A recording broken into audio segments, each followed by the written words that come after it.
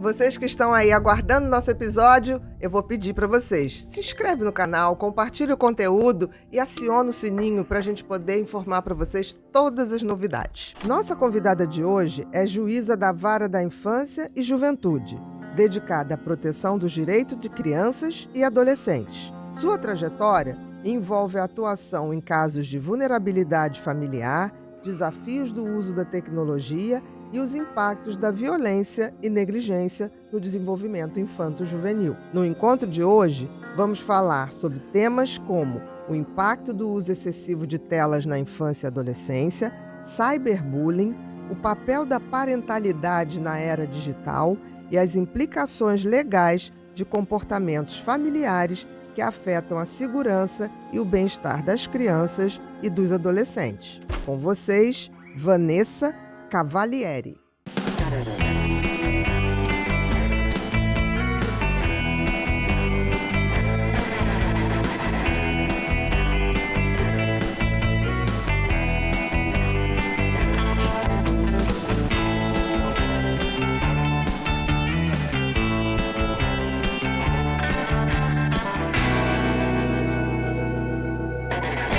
Olá, sejam todos muito bem-vindos a mais um episódio do Pod People, um lugar onde a gente se encontra para ver e ouvir gente. Gente que faz, gente que acontece, gente que inspira.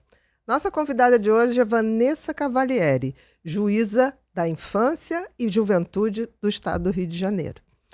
Antes de começar, eu queria pedir para vocês se inscreverem no canal, compartilhar nosso conteúdo e acionar o sininho para receber todas as novidades.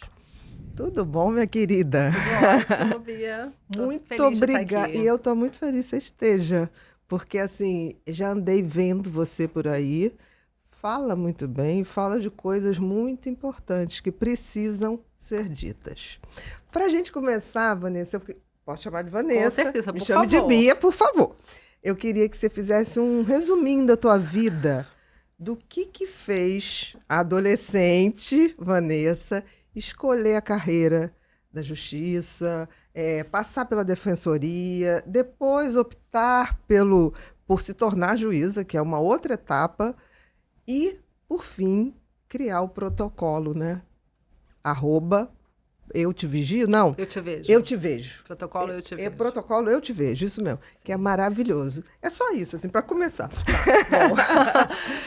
Quantas horas eu tenho para explicar? Não se incomode. Eu posso te dar o motivo que levou a adolescente Vanessa, de 14 anos, lá atrás, a escolher a carreira do direito, ou o olhar que hoje, olhando para trás em retrospectiva, eu considero que foi o verdadeiro motivo. Então, lá atrás, quando eu estava decidindo qual vestibular eu ia prestar, eu queria fazer, na verdade, de jornalismo. Era a minha vontade, assim, número 1. Eu tinha dúvida entre jornalismo, direito e psicologia. Eram as 3 carreiras que me seduziam. Eu sempre fui muito idealista e eu achava assim, que eu ia ser jornalista, que eu ia escrever assim, coisas incríveis e eu ia mudar o mundo com as minhas reportagens, sabe? E aí eu me lembro que estava passando um Natal na casa de uns tios meus e eu tinha uma prima, que ela é 10 anos mais velha que eu, hoje em dia ela é desembargadora, a Suimei, e ela tinha acabado de passar na magistratura, passou muito nova. Então eu tinha acho que 14, 15 anos, ela tinha 25. Nossa, muito tinha acabado de passar. Ela já tinha sido defensora e ela era juíza. E aí ela falou, e aí, Vanessa, passando Natal com ela, o que você vai fazer? Ela falou, eu não sei, estou em dúvida entre jornalismo e direito.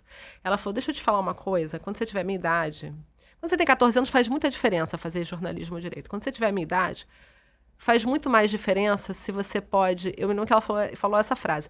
Você pode ir na Folic, que na época era uma loja que tinha que vender umas roupas de camurça, lembra? Lembro. Se você pode ir na Folic, comprar todas as roupas que você gostar e só perguntar qual é o preço na hora de pagar. As minhas amigas que fizeram jornalismo estão desempregadas. E eu que fiz direito sou juíza. Ela falou isso.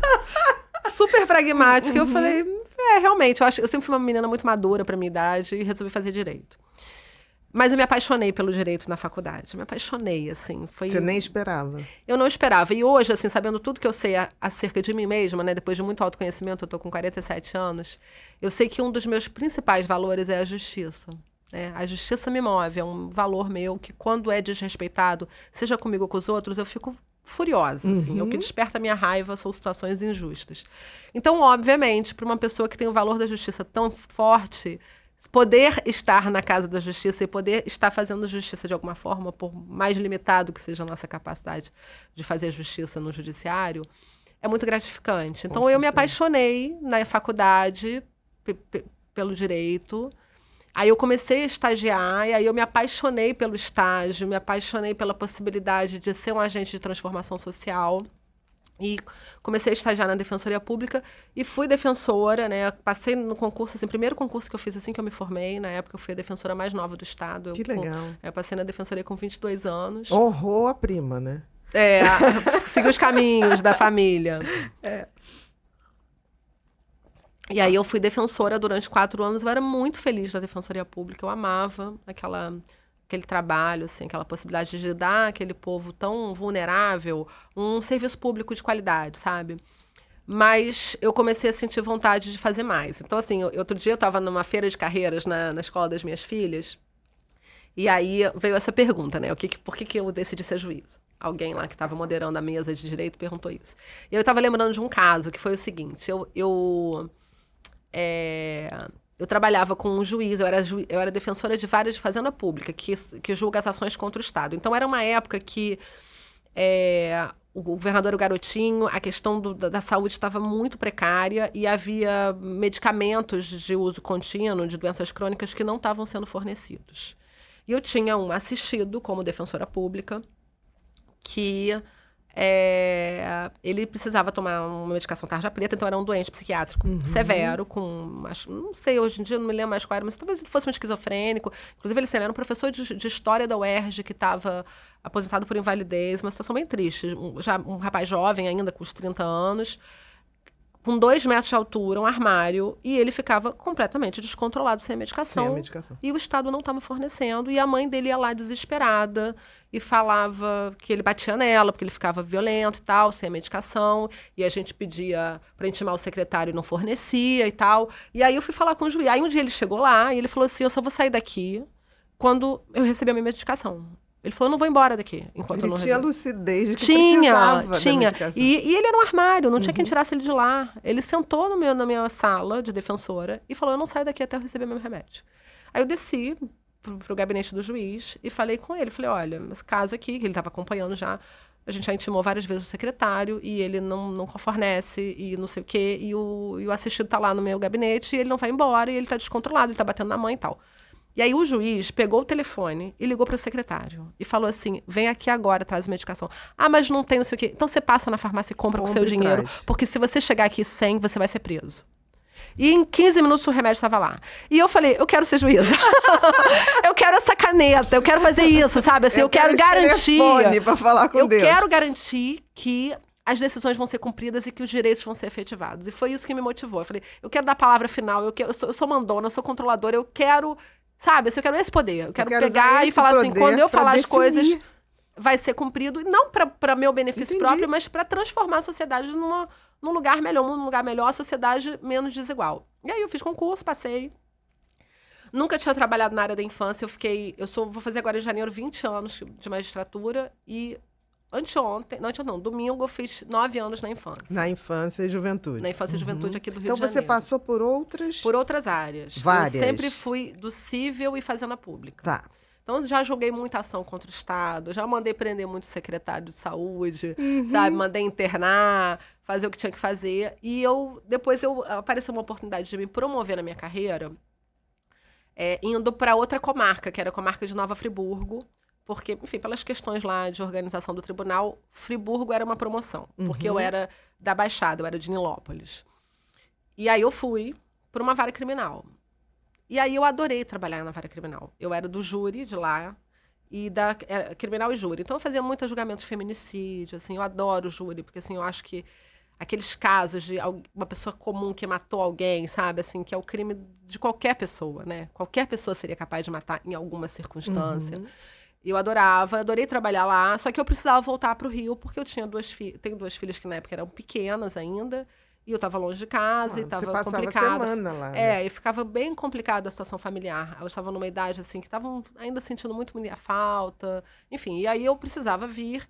Então, a oportunidade que eu tive de voltar, e eu queria trabalhar no crime, foi a vara da infância e juventude dos adolescentes infratores.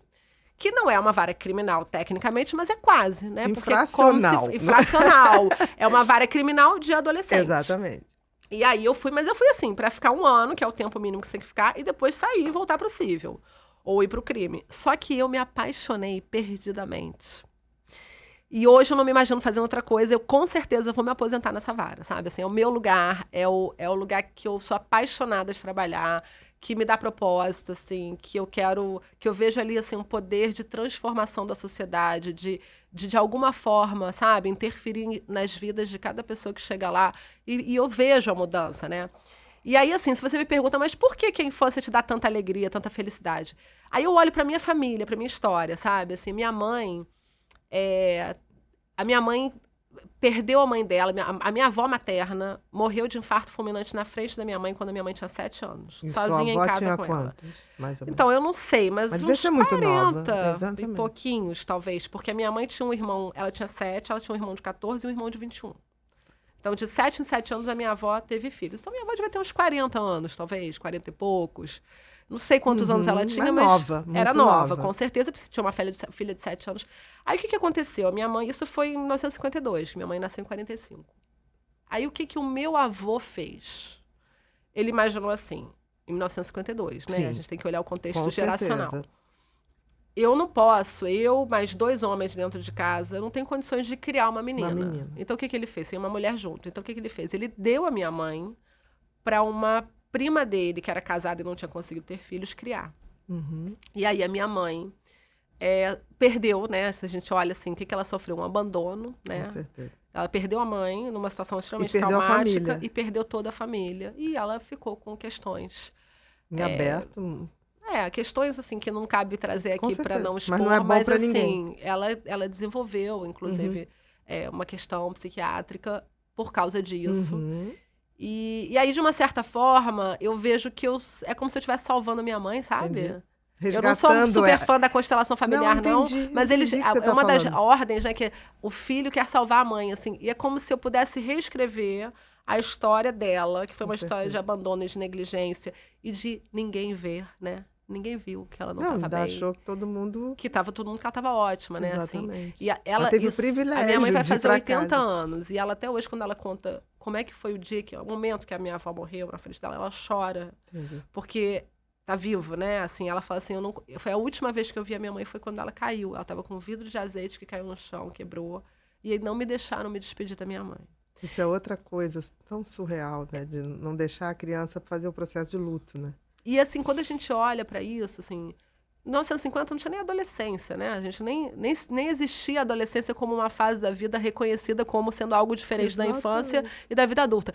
E a criança não era ninguém, ela era um objeto, né? Ela não era um ser nem com sentimento. O abajur é mais do que a criança. Então, assim, eu acho que tudo isso, né, assim, aí eu olho para minha própria vida, assim, eu também tive uma história de abandono paterno, eu nasci em Portugal, minha mãe é portuguesa, isso tudo aconteceu em Portugal, eu nasci em Portugal, mas meu pai era brasileiro, meu pai era até psiquiatra, e eles se separaram porque meu pai era um homem violento, assim, ele tinha uma questão de drogadição, e ele era violento, e eles se separaram e minha mãe voltou para Portugal. E o meu pai ficou no Brasil. Então, eu cresci a infância longe do meu pai também. Você ficou em Portugal com sua mãe? Eu fiquei em Portugal com a minha mãe. Quando eu tinha 8 anos, a gente voltou para o Brasil. Eu, minha mãe e meu irmão, que eu tenho um irmão mais novo. Então, assim, eu acho que eu tenho oportunidade de olhar para minha história e ressignificar muita coisa, né? Não assim, dá para reescrever, mas dá para ressignificar. Dá para ressignificar. E, ao mesmo tempo, assim, eu tenho 2 filhas adolescentes. A adolescência chegou na minha vida antes de eu ser mãe de adolescente, porque eu tô há 9 anos lá, né? Então, eu comecei com os adolescentes dos outros. E eu acho que as mães lá dos adolescentes infratores devem ter rogado muita praga pra mim. Que eu tô pagando. Né? Não é fácil ter 2 adolescentes em casa, 2 meninas. Uma tem 17, outra tem 15, vai fazer 16 agora, mês que vem.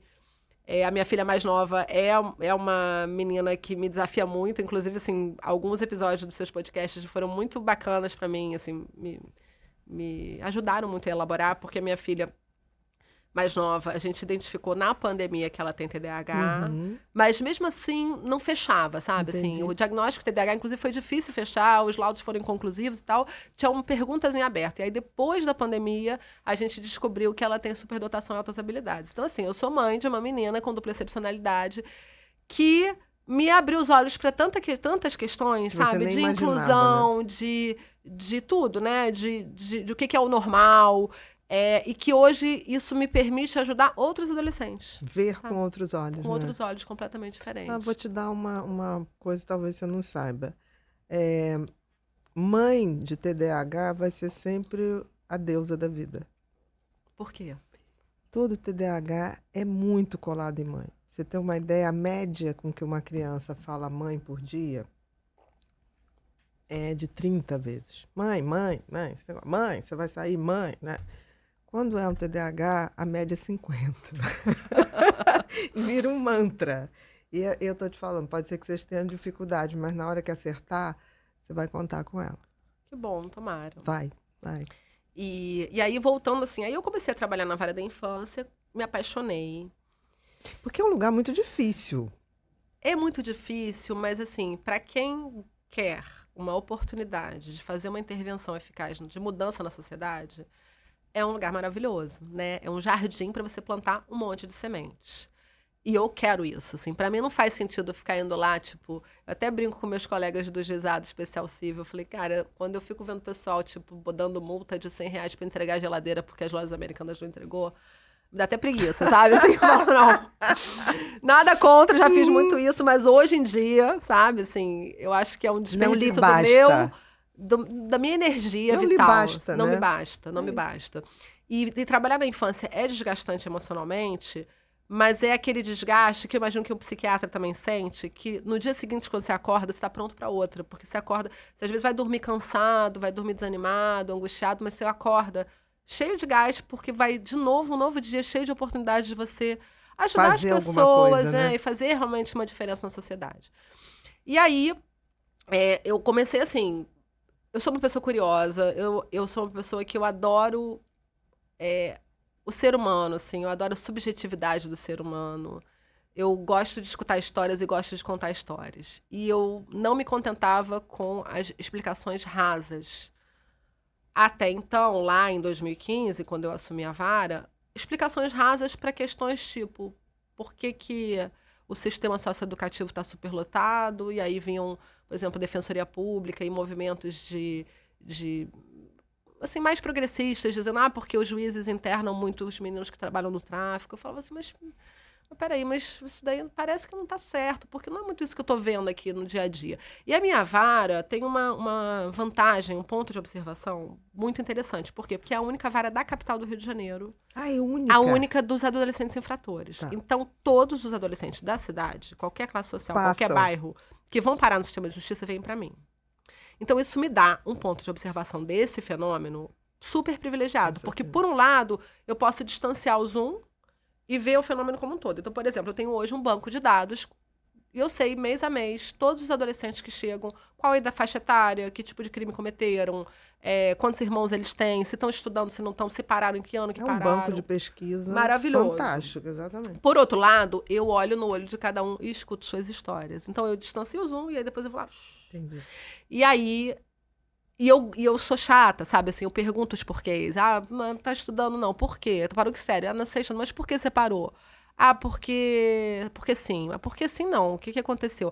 Porque a professora... Porque eu fui expulso. Mas por que você foi expulso? Porque a professora não gostava de mim. Por que a professora não gostava de você? Até chegar lá na hora que ele vai falar assim, porque eu sofria bullying, porque minha mãe não tinha dinheiro pra comprar um tênis e tava furado e ficaram falando pra mim que fica fazendo bullying porque o tênis estava furado, até porque eu me comportei mal e aí me transferiram pra uma escola que era em área de outra facção e eu não podia ir porque eu fui ameaçado. Então, assim, e aí a coisa vai tomando... Aquela coisa de não se contentar com a explicação rasa. Não. Porque isso que você falou, adolescente é danado pra fazer porque sim. Ainda faz o ombrozinho assim, né? Porque sim.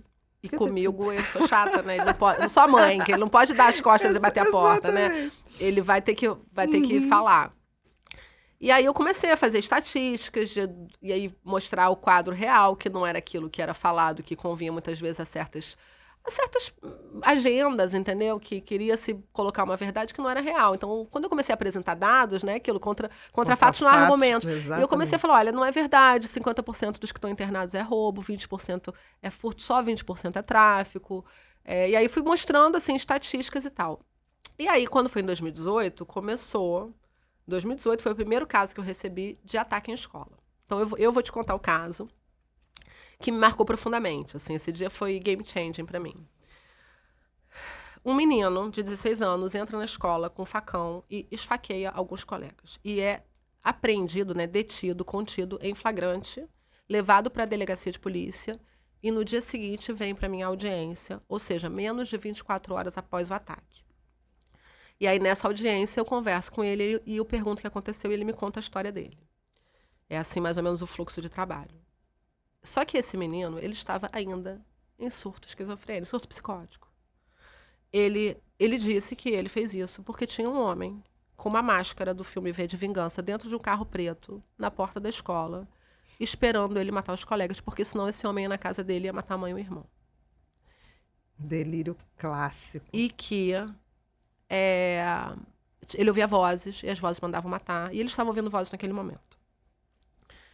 Até aí, né, assim, eu não sou profissional da saúde mental, mas eu tenho estudado muito, cada vez mais eu preciso de competência de saúde mental. Até aí, podia ser que ele tivesse aberto um quadro psicótico aos 16 anos sem aviso prévio, né? Poderia acontecer.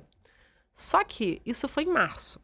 Em dezembro do ano anterior, ele tinha tentado suicídio, tomado veneno de cupim que ele achou em casa, porque ele não aguentava mais ouvir as vozes. Ele foi atendido no hospital, fizeram uma lavagem gástrica e mandaram para casa. Deram alta sem nenhum encaminhamento para a saúde mental. Como uma tentativa de se autodestruir, digamos. Não, eles sabiam que era, mas não deram encaminhamento para a saúde mental. E pior, isso foi... Ele tinha 16 anos. Quando ele tinha 4 anos, 12 anos antes, ele tinha incendiado a casa da irmã mais velha porque as vozes mandaram. Com 4 anos? Com 4.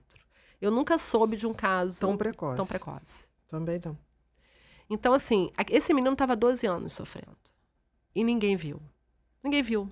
A escola não viu, a família não viu, uma família muito vulnerável. Possivelmente falava, né? Porque ele falou tranquilamente para você. Ele saiu da minha sala de audiências direto com uma ordem judicial minha de internação psiquiátrica no Pinel, na época que eu atendia adolescente, com uma decisão que ele só podia ter alta quando o médico dissesse que a crise estava contida e que ele não estava... Mesmo assim, com acompanhamento e medicação. Ele ficou mais de um mês internado, porque você sabe que é dificílimo, né? Assim, manter uma internação psiquiátrica hoje em dia por mais de 30 dias foi de tão grave que era o quadro. Ele voltou, quando ele teve alta, bem. Entendeu? Controlado, porque estava tomando antipsicótico, não estava mais ouvindo vozes, entendendo que ele precisava tomar medicação para ficar bem. Para que aquilo não ocorresse de novo. Então, esse foi o primeiro caso. Daí, depois, em 2019, foi um ano dificílimo, porque foi o ano em que o ataque de Columbine completava 20 anos. Então, havia um movimento na Deep Web, exatamente, no mundo inteiro, se combinando ataques em série no mês de abril de 2019 como um tributo a Columbine. E aí começaram a chegar muitos casos. E aí chegou o caso dessas meninas, que elas... Tinha um homem vendendo uma arma de fogo no Facebook, na época ainda era Facebook que eles usavam. Então, esse homem era um militar, estava vendendo a arma dele, a arma pessoal dele, que ele tinha porte no Facebook. E elas combinaram de comprar e pediram para ele... Duas meninas. É o único caso que eu soube de ataque em escola praticado por menina. Os outros são todos meninos. E aí elas combinaram o preço e tal e pediram para ele entregar num determinado endereço, num determinado horário. 13h, num endereço tal. Quando ele foi olhar o GPS, ele viu que esse endereço era uma escola. E aí o que ele fez? Ele, em vez de ir uma hora, ele foi às 7h, procurou a diretora e falou, olha, tem 2 alunas aqui, fulana e fulana, que combinaram de comprar uma arma. E eu tô preocupado.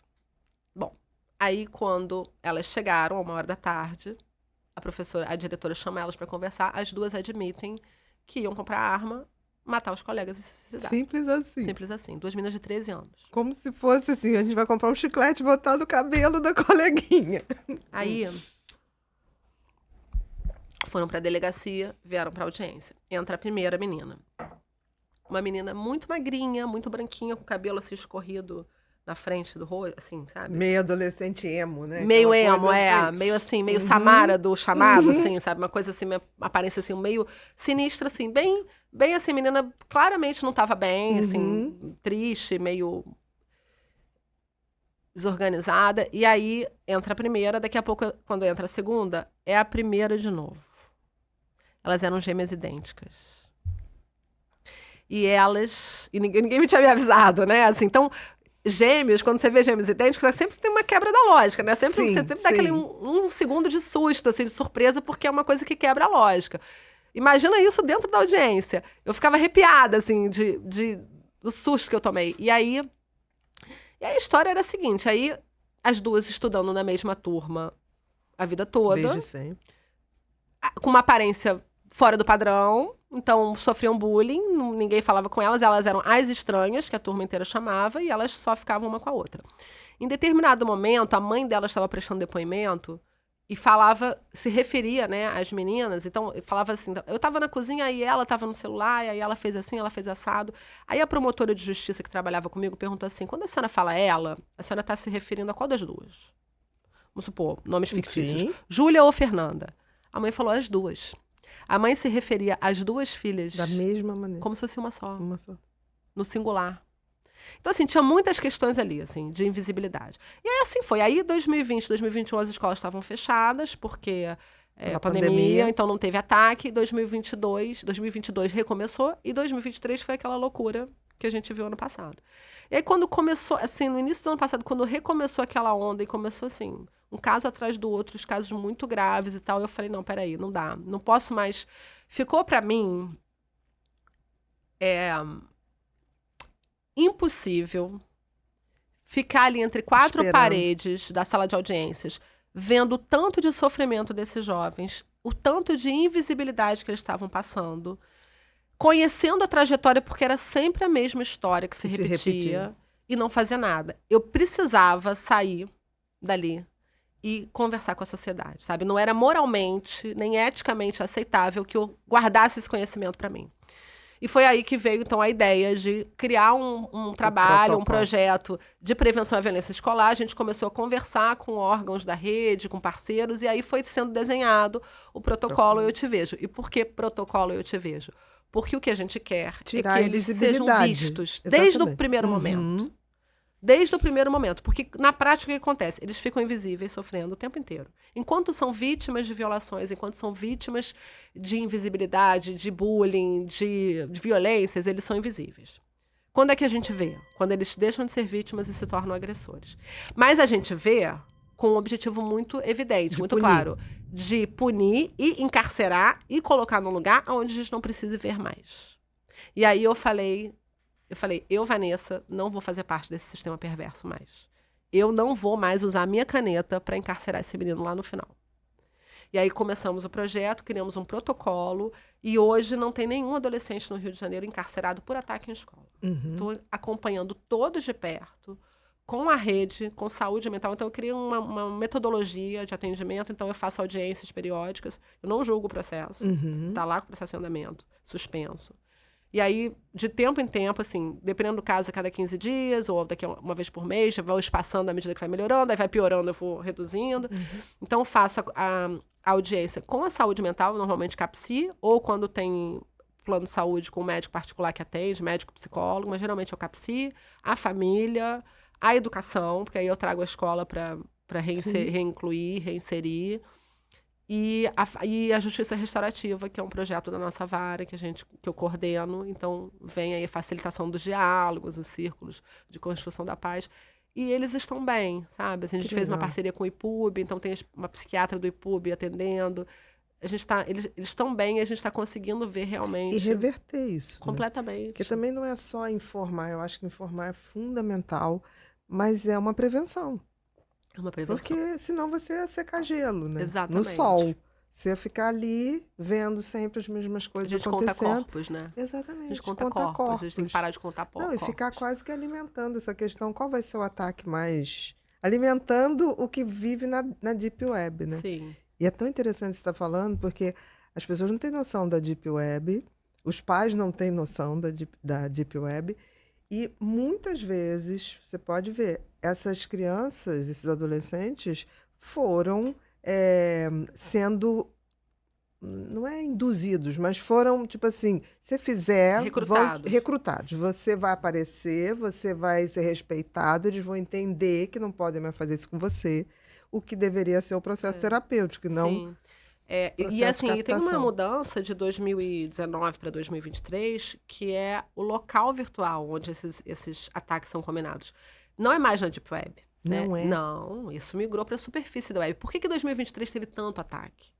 Tão rápido? Quantos foram, Vanessa? Então, eu não média, tenho assim? os dados totais, Não, mas só assim, por a gente alto. teve mais de 200 ataques no Brasil. No Brasil. Em 2023. No Rio.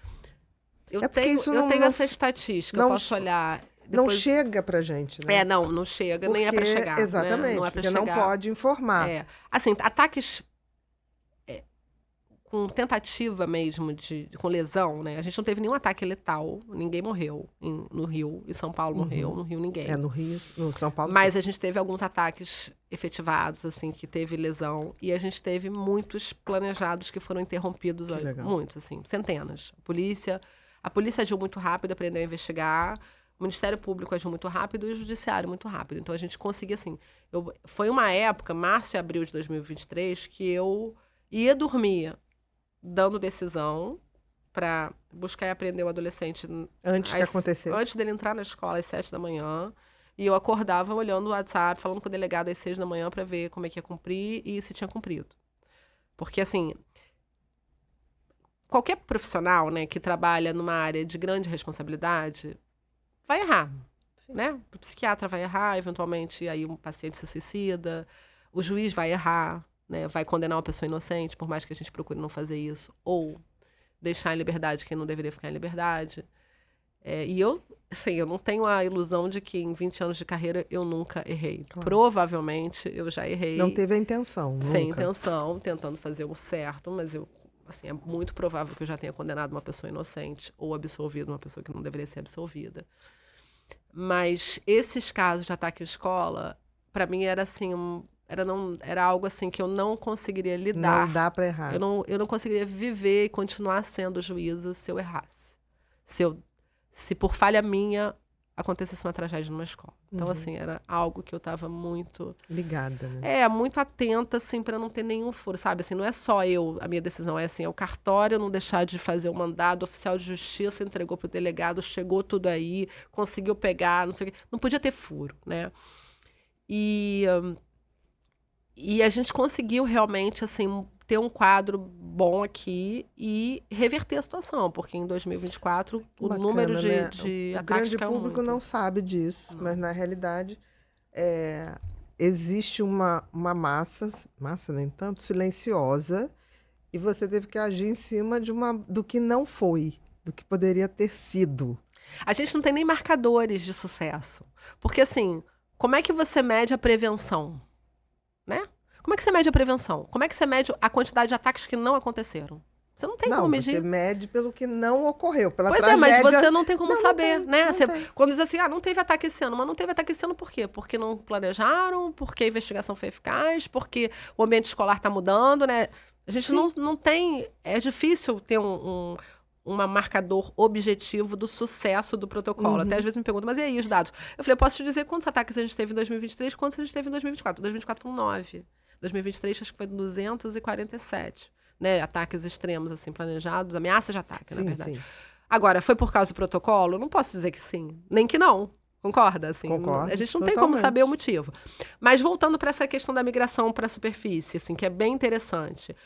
Antigamente, até a pandemia, o local virtual onde esses ataques eram discutidos e combinados era na Deep Web, que é muito mais difícil um adolescente acessar, né? Assim, eles acessam alguns, mas tem que ter um VPN, tem que ter um conhecimento, não é simples. Agora não é muito simples, porque isso está na palma da mão, no celular. Então tem no Discord, que hoje é a pior plataforma de todas, a mais usada para cometer crimes. Discord, TikTok, Twitter, Instagram. E aí tem WhatsApp, Telegram. Então, qualquer adolescente com celular na mão consegue encontrar uma comunidade extremista que está combinando ataques em escola. Por isso também que foi tão difícil em 2023. E aí, assim, essa é a história do protocolo, assim, o que a gente quer é que eles sejam vistos desde o primeiro momento pela escola e pelas famílias, né? Porque a invisibilidade não é só dentro da escola. A maioria dos pais não sabe que não seu sabe filho nada. estaria ali planejando, não sabe nada, literal. E não sabe porque não faz sua parte, né? Uhum. Porque, assim, uma coisa que eu sempre gosto de falar quando os pais ficam assim, mas eu vou invadir a privacidade do meu filho, não sei o quê. Olha só, 100% dos ataques foram combinados pela internet. 100% foram tratados na internet. Ou seja, 100% poderiam ter sido evitados se os pais monitorassem o que os filhos fazem. Eu tive um caso que o pai viu que estava sendo combinado um ataque e ele avisou a polícia. Ele denunciou o próprio filho à polícia. Entendi. Entendeu? Imagina a dificuldade, né? Como deve ser difícil para o pai fazer isso. Mas o fato é que ele salvou vidas, porque esse menino provavelmente ia entrar numa escola e ia matar pessoas, ia matar outros adolescentes. Como é que um pai que se omite, uma mãe que se omite numa situação dessas, vive depois, né? Como é que você consegue viver sabendo que você podia ter evitado e não fez a sua parte? Né? Não, e o próprio filho podia morrer também. Numa dessa de ação e reação, tudo poderia acontecer, né? Agora, é interessante você estar falando, mas assim, essa questão de privacidade, eu sempre fui contra esse negócio de privacidade de criança e adolescente. Mas eu me lembro que eu tinha muita dificuldade com os pais quando eu falei assim, isso não existe. Você não quer ter essa responsabilidade, eu estou entendendo, mas você achar que ele tem autonomia para decidir tudo, tem uma coisa errada. Sabe a maioria tem uma cultura, eu acho que é do Brasil, não sei, que as pessoas falam assim, é aquela mãe que vai tomando conta. Aí chega na adolescência, do nada, essa mãe fala assim, não, ele agora toma um remédio, aí você fala, quantos anos ele tem? 12. Não, ele tem que se virar sozinho. Ela deu o remedinho até, sabe? Aí você fala assim, então vamos fazer uma transição, né? Vamos fazer um teste. Ele começa fazendo assim, ele toma um remédio final de semana, que você tá por ali para ajudar, fiscalizar. Não, eu já falei, acabou. Do nada ela resolve que ele cresceu. Decreta, emancipa. E não é assim que ocorre. Não, a minha opinião é que a gente vive hoje uma crise na parentalidade. E eu acho que não é Brasil, tá? E nem acho que é classe social mais pobre ou mais rica. Eu acho que é geracional. Então, a geração de pais atual, na qual eu me incluo, porque eu tenho 2 filhas adolescentes, essa geração é uma geração de pais e mães disfuncional. No sentido de que disfuncional porque não cumpre a sua função de ser o adulto dentro de casa, dentro da família.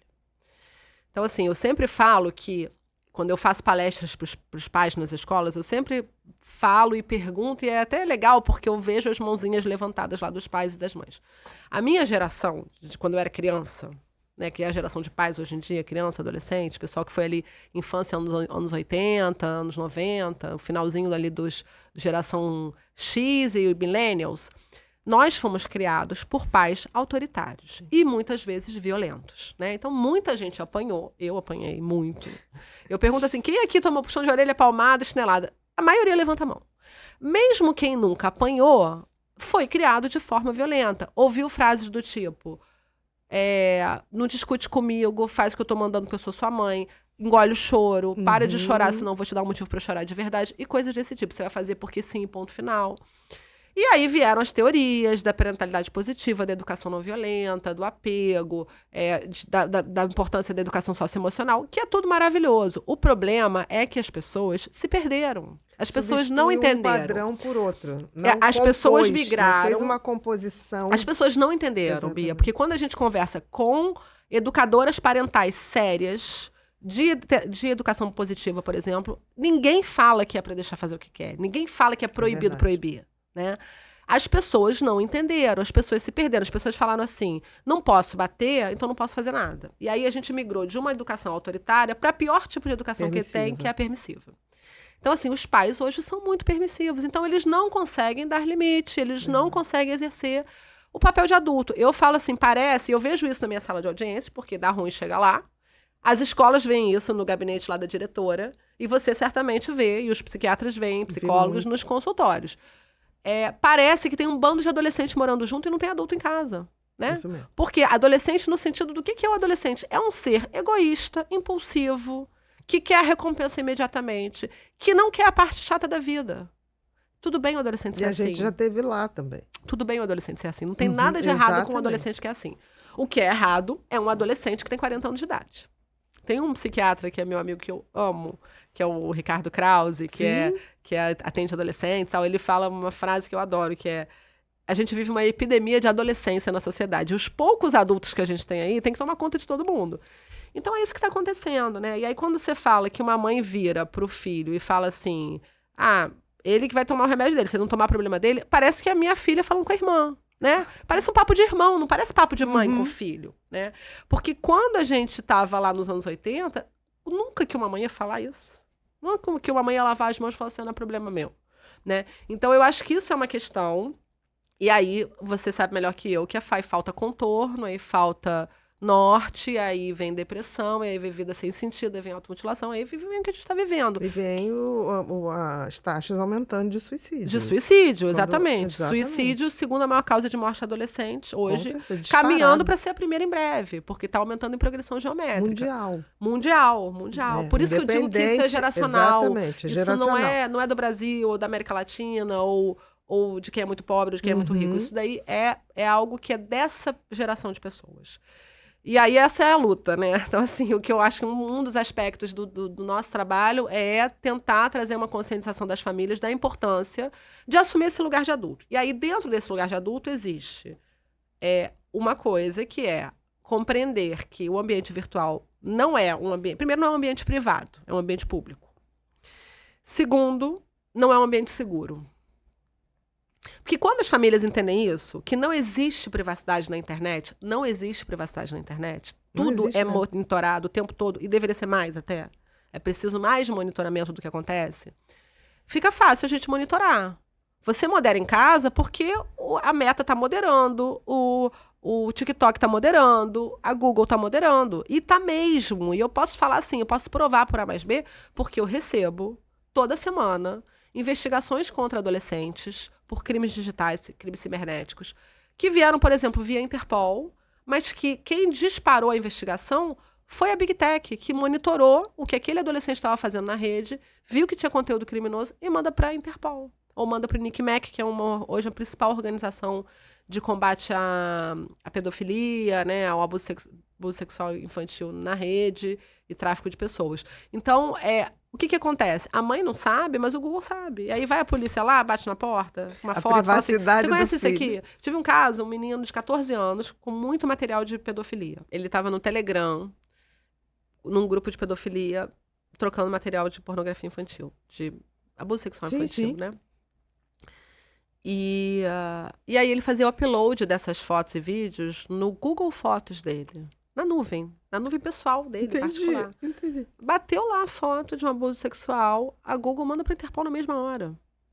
E automático. E era um bebê que estava sofrendo abuso. Aí a polícia chega na casa dele, bate na porta, a mãe atende, a polícia mostra a foto e fala assim: a senhora conhece esse bebê? Ela falou: conheço, é o irmão do meu filho por parte do pai. A gente precisa levar seu filho para a delegacia. Então, assim, é assim que a família fica sabendo que o adolescente está envolvido num ato criminoso. Pela polícia, porque não monitora, porque se moderasse, se monitorasse, supervisionasse, quanto tempo ia demorar para descobrir que o menino está numa comunidade de pedofilia no Telegram, né? E você sabe que muitas vezes começa, não é nem porque é pedófilo, é porque é uma curiosidade, é uma coisa assim, tá ali descobrindo a vida sexual, viu uma cena que chamou a atenção, e aí começa a olhar e vai ficando enredado por aquele grupo. E aí tem uma coisa que acontece também, que é o fato de que muitas vezes esses jovens que se envolvem em ataques em escola ou em grupos criminosos, comunidades extremistas no Discord, que tem várias, aquelas panelas de supremacia branca, de misoginia, são meninos sem amigos. Então, isolados socialmente, sem amigos, que sofrem bullying. Então, o que eles buscam? Eles buscam pertencimento. Exatamente. Ainda mais adolescente. Ele precisa pertencer a um grupo. Exatamente. E aí, onde ele encontra pertencimento? Onde ele é visto? Aquele menino invisível a vida toda. Onde ele é visto? Nesses grupos. Ali as pessoas escutam. Eu estou com um caso de um menino, agora, um caso que me impressionou muito, porque eu tenho visto que o algoritmo do TikTok está jogando adolescentes em comunidades criminosas no Discord. Já peguei dois casos. Por interesse, né? Não, o algoritmo... exatamente. Esse menino, com 11 anos, ele pesquisou no TikTok. Você sabe que os adolescentes usam o TikTok como ferramenta de busca, né? Deixou de ser a ferramenta Google, né? Quem usa Google são os velhos, né? Entendi. Tipo a gente, entendeu? Entendi.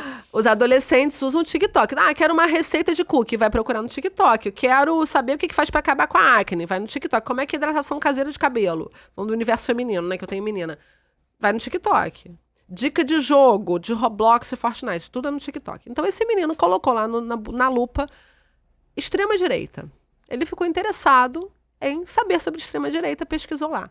E aí o algoritmo começa a bombardear ele com conteúdo de extrema-direita.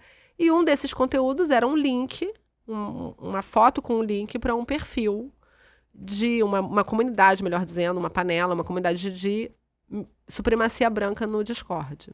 Aí ele começa a frequentar um garoto de 11 anos, uma criança. Começa a frequentar e aí vai chegar lá, ele começa a ser ouvido, ele começa a ser valorizado, ele começa a se sentir alguém que é visto, e aí aquilo vai aumentando, e aí começa a falar que tem que matar as lésbicas e que tem que fazer assim acontecer, e postar foto de símbolos nazistas, e ele vai, né, ele reproduz aquele comportamento, porque ele quer ser igual aos pares. E aí com 13 anos... Como aquilo uma coisa boa. Exatamente. Ele acha que está formando autoestima. E aí com 13 anos, ele é investigado pelo Homeland Security Investigation. Chegou assim. Entendeu? Então é isso. E a família não tinha ideia de que ele estava usando nada disso. Isso cada vez se repete mais. Isso está aumentando muito. Está muito, muito, muito. Está cada vez mais, porque, na minha opinião, primeiro porque cada vez mais precoce o acesso a telefones celulares e às redes sociais. Tem um outro problema que eu acho que, assim, que eu não vejo muito como a gente vai solucionar isso, que, na minha opinião, é o maior risco de todos das redes sociais, que é o seguinte, a bolha do pensamento único. Por que eu digo que é difícil resolver isso? Porque, por exemplo, resolver pedofilia na rede, a gente pode exigir mais moderação de conteúdo e um algoritmo mais eficaz que consiga... Existe tecnologia para isso. Agora, por que eu acho muito difícil resolver o problema da bolha do pensamento único? Porque isso é a espinha dorsal da existência da rede social. A rede social ela só existe e é viciante e é prazerosa porque ela faz isso. Ela nos coloca reféns na bolha de quem pensa igual a gente. E eu acho que essa é a principal razão da polarização da sociedade hoje em dia. Assim, a sociedade está tão polarizada, os adultos e todas as idades, porque a gente só escuta aquilo que a gente pensa. E aí é óbvio que aquela é a única verdade. Aí quando você, de repente, olha para o lado e o seu vizinho, que pensa diferente, que também só escuta o que ele pensa, você fala, como é que pode uma pessoa doida pensar um negócio desses? Né? Como é que pode alguém acreditar no político X ou Y e não ver que isso é óbvio, né? E porque a gente está refém disso. Agora imagina as crianças e os adolescentes que não tiveram nunca nenhuma experiência de fora da sua bolha. Porque já, a infância, a família já é uma bolha, a escola já é uma bolha. A gente vai saindo dessa bolha à medida que a gente vai crescendo, né? Então, você está na primeira bolha ali na família, você começa a ir para a escola, você começa a ter um pouco de diversidade, mas é um pouquinho bolha também, porque você vai escolher uma escola que você pode pagar, com pessoas com a mesma classe social, com valores parecidos. Então, quem é mais liberal bota numa escola mais liberal, quem é mais conservador bota numa escola mais conservadora, e assim vai. E aí, quando você começa a viver mesmo, a ficar mais velho, adulto, você vai experimentando o mundo como ele é e vendo 1 milhão de possibilidades. Só que a rede social já deixou aquele cérebrozinho ali imaturo totalmente refém do pensamento único. Então, isso é muito preocupante. A violência está aumentando muito. Tem uma coisa que o Jonathan Haidt fala no livro dele, que ele, quando ele fala dos problemas das redes sociais, que é a falta das relações corporificadas. Exatamente. Que eu acho que isso também é uma das causas do aumento da violência, porque eles fazem coisas no ambiente virtual que não tem coragem de falar olhando no olho, fazer olhando no olho do outro, né? Do outro que é alguém. Tem uma fração de ser humano, né, no contato físico.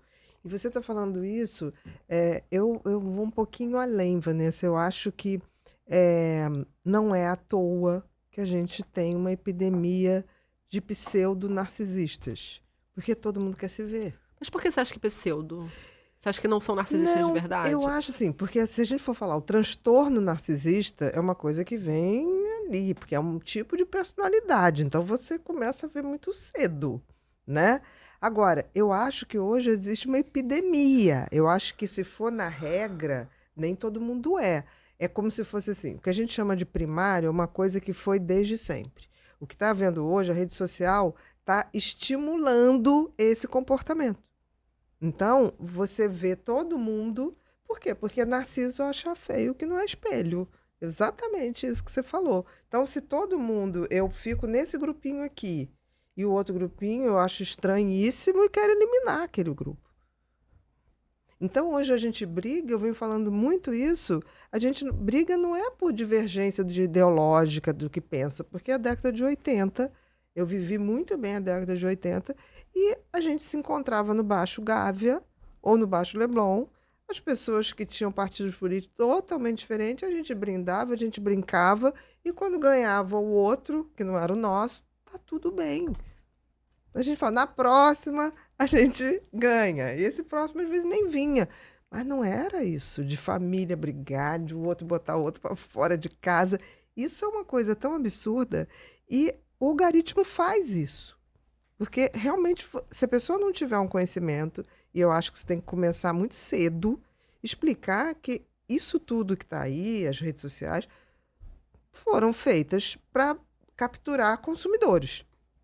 Não estou aqui discutindo se é legal ou ilegal. Agora, se eu sei disso, eu tenho que ter um antídoto. Então, mas olha só, eu vou contar uma experiência que eu passei recentemente. Eu compartilhei no Instagram, no story do Instagram, uma notícia acerca daqueles adolescentes, não, jovens, na verdade, universitários lá da PUC, São Paulo, que estavam xingando nos jogos jurídicos os da USP, de cotista, de pobre e tal. E aí a notícia era que 4 deles foram demitidos dos estágios.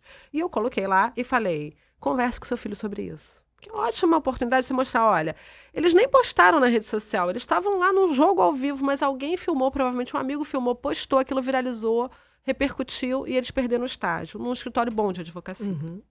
Acho que é uma forma de ir mostrando para eles que, tirando um pouco dessa sensação de onipotência juvenil, né? De que pode tudo e que nada vai acontecer, porque a mãe é que é chata. Exatamente.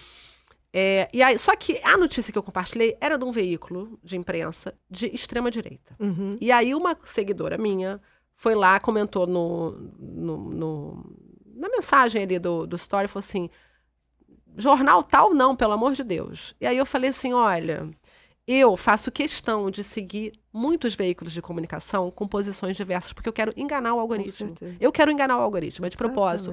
Eu quero que o algoritmo não saiba qual é a minha orientação política. De propósito, porque eu quero ouvir o que a direita fala, o que a esquerda fala, o que a extrema-direita fala, o que a extrema-esquerda fala, o que é o centro, o que é o centrão, o moderados em cima do muro. Eu quero ouvir todo mundo. Eu leio jornal de vários países. Eu quero ouvir várias opiniões, até para eu poder argumentar com as pessoas. Eu falei para ela, por exemplo, a mim foi muito interessante ler os comentários dos seguidores desse jornal sobre essa notícia. Eu queria ler o que eles iam dizer sobre isso. E disseram que era mimimi, que desde quando chamar de pobre é crime, é racismo, porque nanana. E aí, assim, é interessante, porque você sabe como é que funciona a cabeça do outro. Eu não quero ficar refém eu não quero deixar de seguir todos os jornais e ficar ouvindo só aquele que eu... Eu sei qual é aquele que eu me identifico. Tem alguns jornalistas que eu falo, pô, eu penso exatamente igual a ele. Mas não quero ouvir só isso. Tem outro que você fala assim, eu penso totalmente diferente, mas eu entendi o ponto de vista dele. E eu quero saber o que aquelas pessoas pensam. Até para poder debater, conversar. Se eu acho importante tentar trazer um argumento para fazer ele ver um outro lado, né? Assim, então e como é que as pessoas adultas, hoje, com toda a informação que a gente tem de como os algoritmos funcionam, ainda acham que mesmo assim eu me recuso a seguir. Ah, mas você vai dar engajamento? E daí? Não, você tá uma pessoa mais ou menos seguindo, que problema? Eu passei uma coisa parecida, porque eu seguia todos os presidenciáveis. Eu acho normal, né? Você seguir todos. Quero ouvir. Menina, a gente nem que seja para falar mal, né? Nem que seja falar mal, discordar, mas eu também sigo vários jornais de linhas totalmente diferentes. E aí uma pessoa assim, sabia que você era não sei o quê, papapá, o outro entra deixando de seguir agora, do outro lado. Eu falei, gente, você segue o fulano? Eu falei, sigo todos os presidenciáveis.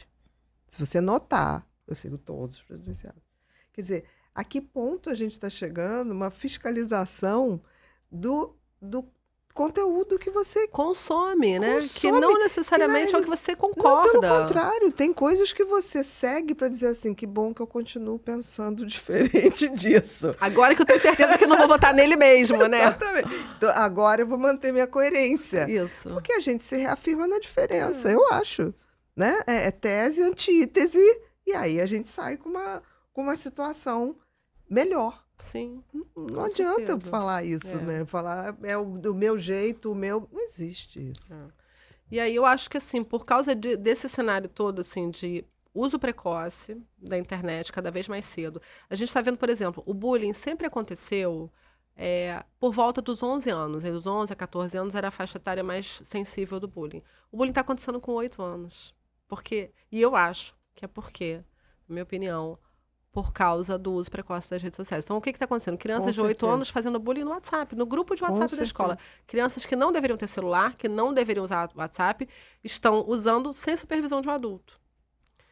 Não, celular deveria ser uma coisa que não deveria ser dada para crianças. Não deveria.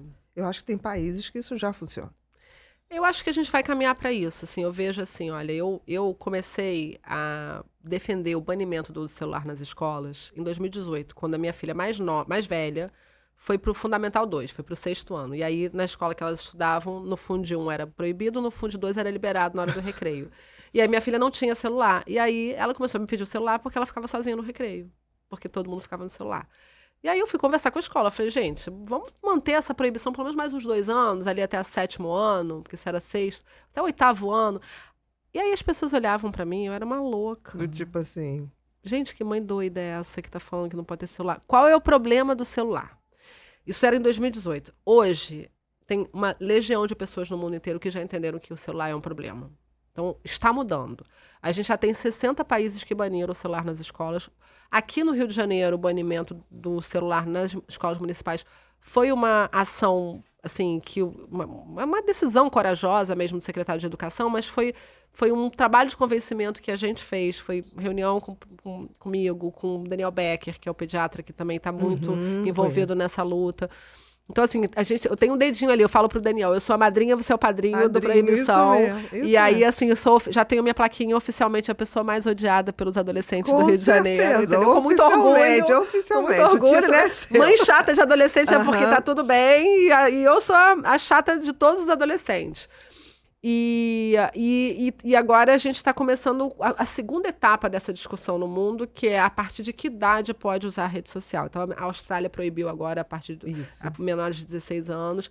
E eu acho, assim, eu acho de verdade que daqui a uns 10 anos, 20 anos, a gente vai olhar, tipo, quando eu tiver netos, eu vou falar para meus netos, sabia que quando sua mãe era criança podia usar celular na escola? Eles vão falar assim, como assim, vovó? Assim? Porque eu acho que é igual o cigarro. Você lembra que quando a gente era estudante, os professores fumavam dentro da sala de aula em cima dos alunos. Exatamente. Dos alunos pequenininhos. Aquela cabine fechada, aí tinha a parte de fumantes e não fumantes separado por uma cortina de pano. Os alunos fumavam, os alunos do ensino médio, que era, na época nem era ensino médio, era 2º grau, fumavam no pátio na hora do recreio. E todo mundo achava isso normal. E quando começou a ser proibido o cigarro em alguns lugares, na escola, no hospital, lembra? O médico fumava na consulta, na frente, em cima do paciente. Quando a gente fala isso, imagina assim, um médico enfermeiro fumando numa enfermaria. Um pronto-socorro. Aquela Como é que pode, né? E a gente hoje nem acredita que foi assim. A gente só acredita porque a gente viveu. E eu acho que o celular vai ser a mesma coisa. Daqui a uma década ou 2, a gente vai olhar para isso e vai falar, não acredito que as pessoas achavam isso normal. Não, e criança, né? Agora, eu acho que até lá, a gente vai ter aí um prejuízo de uma geração de pessoas que eu não sei como é que vai ser. Você acha que uma geração vai ser penalizada por isso? Eu acho que uma geração vai sofrer consequências irreversíveis. Já está sofrendo, né? Tá. Eles estão perdendo habilidades sociais que não vão ser recuperadas, né? Assim, como você recupera o recreio que você não brincou? Né? Porque assim, recuperar nota de matemática, algumas escolas falam assim, mas não pode usar na sala de aula. Na sala de aula é de menos. Porque assim, se tiver no celular na aula de matemática, vai tirar uma nota baixa. Ou vai repetir, ou vai recuperar. Você recupera a nota de matemática. O que você não recupera é o recreio que você deixou de brincar.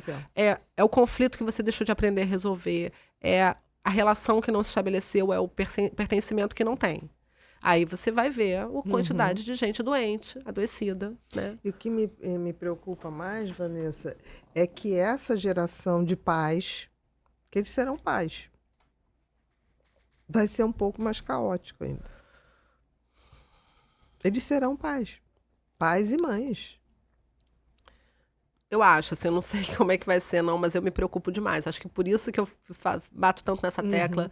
Eu nem queria falar tanto da questão do uso do celular, só que eu não consigo avançar para os outros assuntos que eu queria falar. Mas eu acho porque, que é isso. Assim, isso a gente fica preso ali, né? Foi o que você falou antes, o adolescente tinha que sentar em frente ao computador, tinha todo. Hoje está na mão dele. E cada vez um computador muito mais possante. Há muito mais.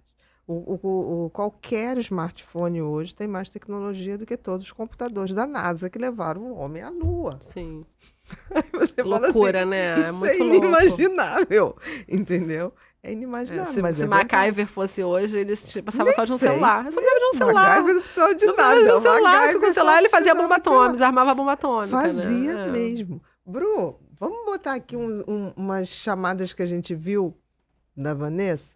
Tá aí, né? O uso de celular nas escolas favorece o bullying porque as relações estão adoecidas. Agora, você acha que os pais... O que me preocupa, Vanessa, é que muitos pais estão viciados também em celular. Eu acho que muitos pais estão viciados e muitos pais usam o celular como rede de apoio desnecessariamente. Assim, e eu sei que toda vez que eu toco nesse assunto, que eu falo assim, vamos tentar... Alternativas a dar o celular. Outro dia eu fiz uma postagem que era assim, em vez de dar o celular na hora que você está preparando o almoço... Alternativas, assim. Coloca a criança, dá uma massinha, dá uma coisa. Chama a criança mais velha para ajudar, para cortar os legumes, não sei o que. Não. E aí vem sempre aqueles comentários assim: mas você é elitista, você não vê a mãe solo, você isso, você aquilo. E olha só. O problema do celular não é a mãe solo que precisa fazer uma reunião online e dar o celular para a criança ficar entretida. O problema é uma família que sai para jantar num restaurante, uma família de classe média, e tá todo... Não só dá o celular, tá todo mundo no celular. Tá todo mundo no celular. Você vê família, mãe, pai e 2 filhos, e são 4 celulares à mesa e ninguém conversa. E é disso que a gente está falando, né? Quando a gente fala que tem que reduzir o uso. Então eu acho que os pais assim, precisam olhar para isso.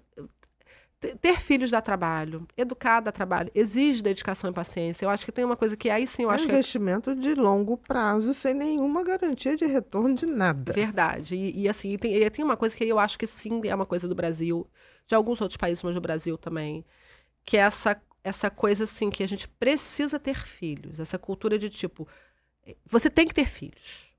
As mulheres hoje, o movimento, né, feminista está trazendo aí essa coisa de escolher não ter filhos, e as mulheres que dizem, eu não quero ser mãe, ela fala assim, você é uma psicopata, você é uma maluca, você é uma louca, você não gosta de ninguém, você tem que morrer. Uma desalmada. Assim, uma desalmada, né? Como se fosse antinatural uma mulher não querer ter filhos.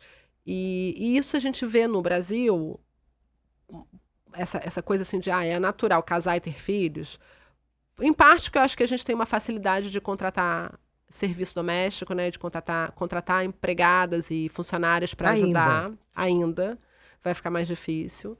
E aí, assim, é possível delegar a criança para muita gente, né? Claro que nem todo mundo consegue ter condições financeiras, mas para muita gente ainda é possível delegar a criação da criança para uma babá, para uma creche, para uma empregada, para um motorista.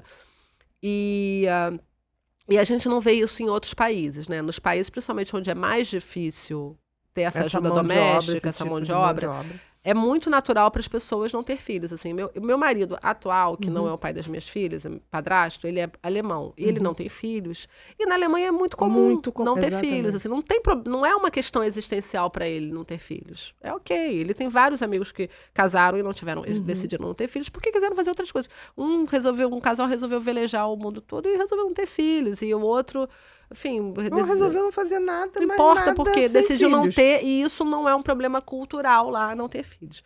Só que aí, assim, tem filhos, mas não tá afim de pegar a parte ruim, né? Ou a parte trabalhosa, vou dizer assim, não a parte ruim, mas a parte trabalhosa de ter filhos, né? De você não ter noite de sono a noite inteira durante anos, de você ter que dar atenção. Ter que fiscalizar. Assim, eu vi uma pesquisa que mais de 60%, se não me engano, 68% das crianças dizem que frequentemente elas pedem a atenção dos pais e os pais estão distraídos ao celular. Sim. E 62% dos pais dizem que frequentemente os filhos falam com eles e eles estão distraídos ao celular. Ou seja... E dão respostas automáticas que depois o filho grava e fala, ela liberou para fazer isso, olha aqui. Porque a mãe fica assim, pode.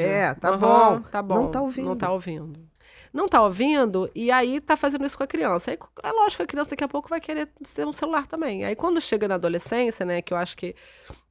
Eu vi alguém uma vez falar isso, não me lembro quem foi, mas assim, na adolescência a gente colhe os frutos que a gente plantou a semente na infância. Então, há uma infância inteira de desatenção, né, uma infância inteira de negligência. E quando chega na adolescência, os pais sentem que o filho tá longe, que não quer atenção, que não quer conversar, que não senta para comer na... Mas, assim, foi o exemplo, né, que foi dado. Então, eu acho que tem um problema com os adultos, sim. E tem um problema com os adultos, de eles estarem viciados no celular, mas também tem o problema de os adultos terem dificuldade de desagradar a criança. Muito. Como se fossem... não vai me amar. É isso. Os adultos estão infantis, assim. Mais do que infantis. Eu que não sou psiquiatra, vou me meter aqui para dar meu pitaco aqui. Na área, mas eu acho que é uma coisa um pouco narcísica, no sentido de, tipo, eu só quero ouvir eu te amo. Eu não quero ouvir eu te odeio. Ser sua amiga. Eu não quero ouvir você é insuportável. Eu ouço isso das minhas filhas direto. Você é insuportável. Bem. E tudo bem. Eu agora falo pra elas, quando elas falam assim, você é insuportável, eu falo assim, obrigada, meu amor, elogio. Elogio. Mãe de adolescente ouvir que é insuportável significa o seguinte. Não, eu tô fazendo o meu papel. Não, e tá presente. Tô presente, tô dando limite, tô cuidando do jeito que é melhor pra ela, mesmo que ela não goste.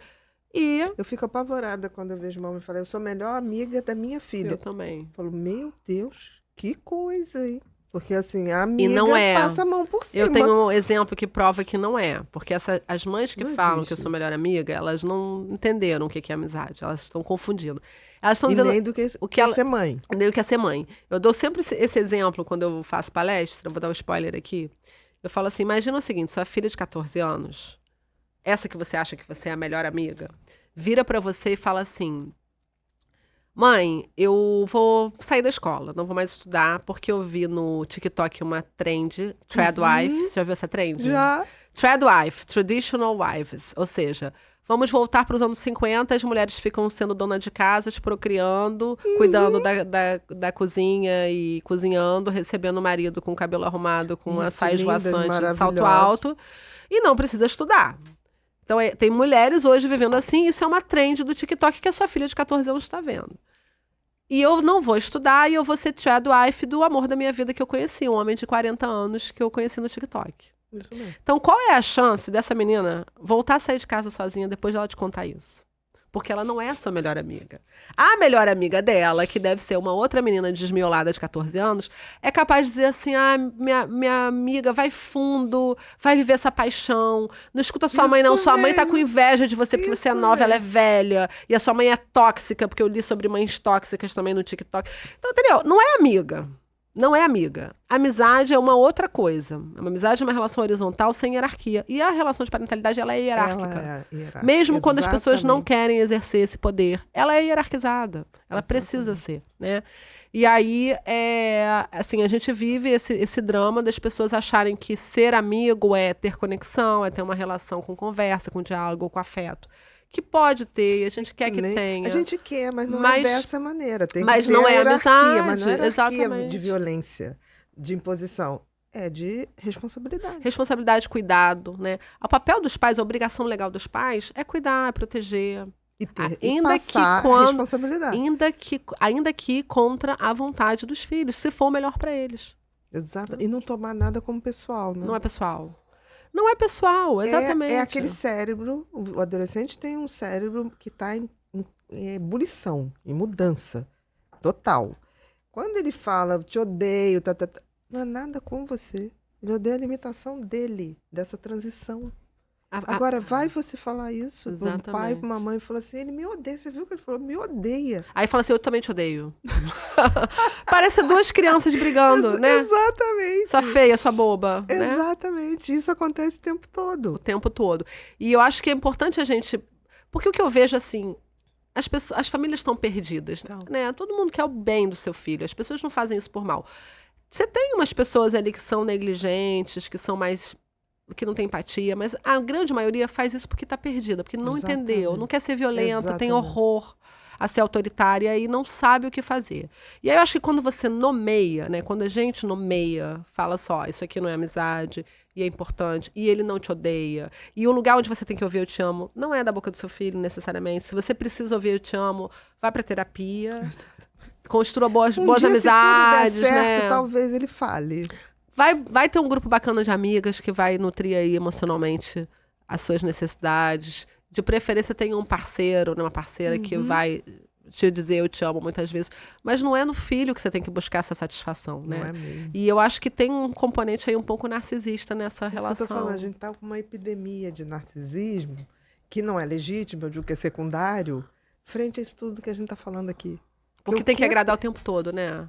Você precisa sempre do like, do engajamento, da curtida, do comentário positivo. Os pais, minha princesa, meu príncipe, o que é isso? A realeza, é uma epidemia de realeza? Porque assim, imagina, ser princesa é horrível. É horrível. Pobre da Lady Di, olha o fim que ela teve. Sim. Pobre do rei Charles, passou a vida inteira esperando a mãe morrer. E incapacitado, não, né, pela sem poder mãe. Fazer nada. Sem poder fazer nada, tem que fazer aquele cronograma. Não pode falar isso, não pode ter a mulher que quer. Teve que morrer a Lady Di para ele ficar com a mulher que ele queria desde sempre. Que isso? E é sempre meu príncipe. E eu acho que essa questão, assim, essa mentalidade de meu filho merece o mundo, meu filho merece tudo, nananã, que é uma coisa, assim, muito também que vem trazendo esse adoecimento. Porque tem uma frase, assim, que eu tenho ouvido, né, a gente ouve e que eu tenho falado para os pais por que isso é um problema. Que é assim, meu filho tem que ser feliz. O que eu quero é que meu filho seja feliz, não importa o que ele faça. Ele pode fazer o que ele quiser, desde que seja feliz. Isso é uma mentira, porque a gente não pode fazer o que quiser, desde que seja feliz. Tem um monte de coisa que a gente gostaria de fazer e que ia fazer a gente ficar feliz, mas não pode.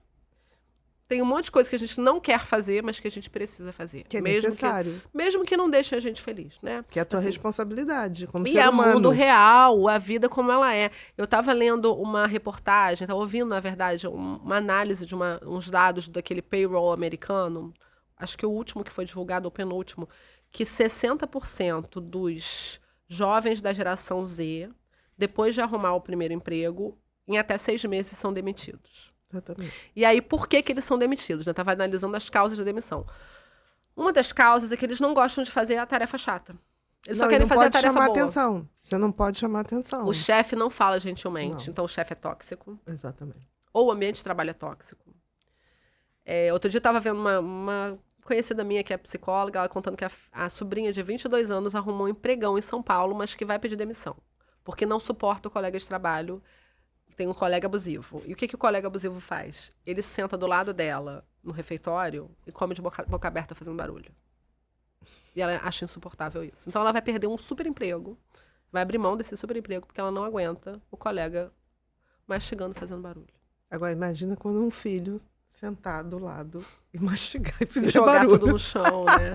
Fechar a boca, falar que não vai comer, jogar a fazer banana o quê? amassada Jogar no o filho rosto dela. Pela janela. É terrível, olha. Assim, é uma imaturidade. Muito. E aí, assim, mas da onde vem isso? De não quero exatamente fazer tarefa disso, chata, porque né? Para ser felicidade não tem nada a ver com fazer tudo que você quer. Isso é alegria. Alegria é uma emoção que eu preciso, assim. Eu tô alegre porque ganhei essa caneca. Tem um motivo. Porque comprei esse vestido. Porque não sei. Felicidade tem a ver com responsabilidade. Sim. Felicidade tem a ver com cumprir um propósito. Exatamente. Dar sentido e propósito à vida. Exatamente. E aí, quando a gente olha essas pesquisas sobre a felicidade, que concluem, né, aqueles estudos de Harvard e tal, o que a gente vê é que a chave da felicidade, se é que existe uma chave da felicidade, é você descobrir algo que você ama fazer e que com isso você transforma a vida dos outros para melhor. E a sua. Você se torna uma pessoa melhor compartilhando com o outro. Exatamente. Mas olha só, quantas famílias falam assim, meu filho, vai descobrir o que você pode fazer para tornar o mundo um lugar melhor. Pelo contrário, assim, o mundo tem que ser melhor para o meu filho porque ele merece tudo de bom. A gente não ensina as crianças que elas precisam ser agentes da transformação social. E esses estudos de Harvard nada mais são do que uma reedição dos filósofos antigos. Epiteto é o filósofo da felicidade. É a comprovação prática disso, né? Exatamente, assim, o que foi assim, dito não sei quantos mil anos antes de Cristo. É verdade. Sabe? Aí você começa a olhar e falar assim, gente, já estava aí. Aí as pessoas vão maquiando. Eu acho que existem conhecimentos que viram moda, né? E tem uns que, tipo assim, agora não é moda disso, não. Vamos tirar esse negócio aqui de respeito, isso é besteira, né? E essa coisa hedonista, né? Sim. Eu tenho que me satisfazer o tempo inteiro, Gente, o tempo inteiro. Isso só traz vazio. Só traz vazio. Só É uma traz sociedade vazio. hedonista vazia que a gente está vivendo. Exatamente. Né? Só traz vazio. E aí você vê, aí cada vez mais a sensação de solidão, a sensação de vida sem sentido. Uso de drogas. Uso de Porque aí você vai preenchendo depressão, esse ansiedade, vazio, né? Que é depressão, ansiedade, Ideação disparo. suicida, automutilação. Tudo. Porque você não... O ser humano, em essência, ele nasceu para ter sentido e propósito. Se ele não tem, não é nem ser humano. Você vai dizer assim, esse cara é humano. Nasceu, já é humano. É da espécie. Agora, ser humano é construção. Não tem objetivo nenhum, sabe? E eu vejo isso hoje, se a gente não conseguir mudar a sociedade para dizer que cada ser humano, somos 8 bilhões de pessoas, 8 bilhões de pessoas diferentes. Cada um tem um sentido e propósito. E esse vazio, se as pessoas não se atentarem, foi o que você falou, alguém chega, eu sempre chego para uma criança, quem é você? Eu estudo no lugar tal, eu tenho não sei o quê, meu pai tem um carro tal. Eu falei, não perguntei quem que sua família tem. Eu tô falando, quem é você? Porque sentido e propósito tem a ver com a essência. E não se fazem essa pergunta, nem os pais. Quando você fala isso, não, eu sou engenheiro. Eu falei, não, isso é o que você faz. Mas quem é você? Quando eu te perguntei, né, no início, você falou para mim, eu tenho uma essência de justiça. E de querer fazer as coisas acontecerem. Para transformar a vida de pessoas. Aí, quando você vai na palavra felicidade, vem do latim felix, que é frutuoso. Frutuoso é que dá frutos, né? Então, não existe felicidade só para mim. Se eu não sou uma pessoa que o meu melhor não impacta o melhor dos outros, você não é feliz. E aí, quando as pessoas... se matou, mas por quê? Tinha tudo, tinha que... Porque não foi feliz. E quando a gente vai ver, até os fatores de proteção têm relação com isso, né?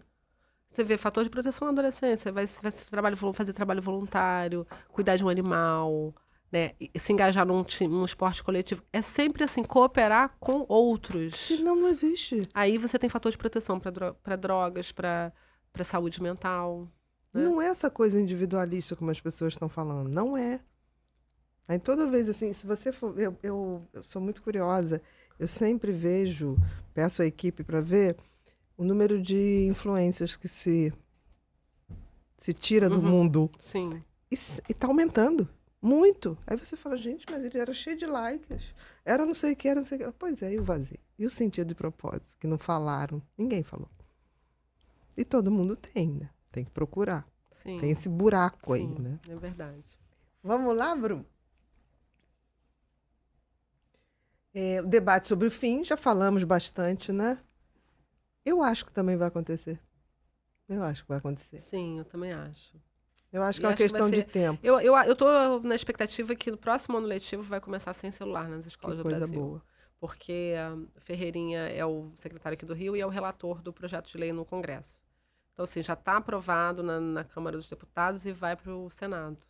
Que bom. Se os senadores votarem rápido, acho que entra em vigor até fevereiro. Se votar rápido, né? Tem até dia 20, né?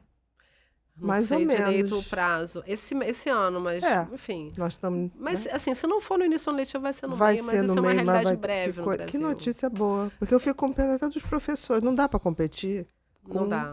É impossível. E as Com o pessoas... mundo na mão. E as pessoas falam assim, o professor tem que se reciclar, ele tem que abordar novas metodologias. Gente, é impossível. Impossível, não tem como. Aquilo é feito para ser irresistível. E para se atualizar o tempo Eu uso o inteiro. exemplo assim, de uma fruta, uma criança que come fruta bem, de repente você começa a dar ultraprocessado para ela. Começa a dar bala, começa a dar biscoito recheado. Vê quanto tempo leva para ela abandonar a fruta. Não tem rápido, como. E sem volta. Porque o paladar se torna insensível ao doce natural. Ela precisa de mais estímulo. Né? Exatamente. Precisa de mais estímulo, porque é irresistível demais, é estimulante Essa demais. mistura de é um açúcar estímulo com que nada na natureza dá, né? Não existe alimento natural que dê esse tanto de estímulo lá para as papilas, gustativas. Não, e aciona diretamente e a mesma coisa a rede social. Igual, é a mesma coisa. Não, o que a gente tem que age igual? A droga, Exatamente. a cocaína, o crack. Né? Outro dia eu estava vendo uma pessoa falou, a Bet é o novo fentanil, é o nosso fentanil, né? O fentanil é aquela droga horrorosa, os Estados Unidos está matando todo mundo. É a Bet. Tem cidades que estão virando cidade zumbi. Zumbi, lá. E aqui a gente tem as apostas online, quando você vê o tanto do PIB gasto em apostas online. É isso, assim. Quanto você poderia pegar esse dinheiro e ter investido em educação, por exemplo? É assustador. Barbaridade. Vamos para o repórter Pipinho? Mas é interessante isso, né? Porque eu sou muito a favor da educação parental. Tem muito, que ser. muito. Porque tem bons profissionais. Tem poucos, mas tem muitos bons profissionais, porque as pessoas não sabem mesmo hoje lidar. Perderam a mão. Né? Vamos lá, minha querida. Repórter Pipinho, a gente tem uma comunidade chamada Ser Humano Sustentável, com 2.300 pessoas, mais ou menos. E toda vez que vem um convidado, a gente anuncia uns 15 dias antes. Eles vão lá no seu Instagram e olham e mandam as dúvidas. Tá bom? Tá bom. Vamos lá, Bru. Doutora Vanessa, muitas mães precisam usar telas para entreter os filhos enquanto trabalham ou cuidam de outras tarefas. Quais são os impactos dessa prática no desenvolvimento das crianças? Já falamos muito, mas eu vou responder primeiro. Eu não concordo que as mães precisam da tela para entreter os filhos enquanto fazem tarefas. Porque as mães sempre tiveram que fazer tarefas, sempre tiveram que cuidar das casas, desde que o mundo é mundo. E as telas, os smartphones, só estão aí há mais ou menos 10 anos. Então, antes de ter smartphone, eu fui uma mãe de crianças que, em vários momentos, eu não tinha ajuda doméstica e eu dava conta, por exemplo, de preparar uma refeição ou de fazer alguma coisa que eu precisasse fazer e as minhas filhas se entretinham com outras coisas. Então, a criança, ela se entretém com o que você der para ela. Se você der uma caixa de papelão, ela vai se entreter. Se você der um quebra-cabeça, ela vai se entreter. Se você der um balde de Lego... Vai criar coisas ela em vai cima se entreter. disso. Existem muitas formas de entreter uma criança sem recorrer às telas. Eu acho que a tela é fácil. Né? Ela não é imprescindível. Ela é fácil. Ela entretém realmente. A criança hiperfoca. Né? Uhum. Ela é feita mesmo para ser hipnotizante. Agora, não é sem preço. Então, a tela faz muito mal. Quanto mais cedo, pior. Então, só para deixar claro, a Sociedade Brasileira de Pediatria recomenda até 3 anos de idade, zero tela. De 3 a 6, zero tela, salvo curtos períodos, com o adulto do lado, vendo a mesma coisa que a criança está vendo. Então, não é isso aqui que a pergunta está falando. Não é para dar a tela rapidinho enquanto você vai fazer o almoço. E aí, a partir de 6, 1 hora, e de 12, 2 horas por dia. Então, é muito prejudicial. Crianças pequenas que usam a tela tem maior tendência a desenvolver miopia, tem áreas do cérebro, da linguagem, do neurodesenvolvimento que são prejudicadas. Enfim, um monte de problemas que tem fala, tem problema, criatividade, a leitura da expressão facial é prejudicada. Então, não vale a pena dar a tela, assim. Use outros recursos, porque é igual a história que eu falei do ultraprocessado. Se você der para uma criança só fruta, ela vai comer a fruta. Se você começar a dar brigadeiro, bala, depois você oferecer a fruta, ela não vai querer a fruta. Então não dá a tela. Dá outras coisas. Dá uma caixa de giz de cera em um papel, dá um tecido colorido. Coisas baratas, né? Aquela história, aquele meme que a criança, você deu um brinquedo cara e a criança tá brincando com a caixa do brinquedo. É isso.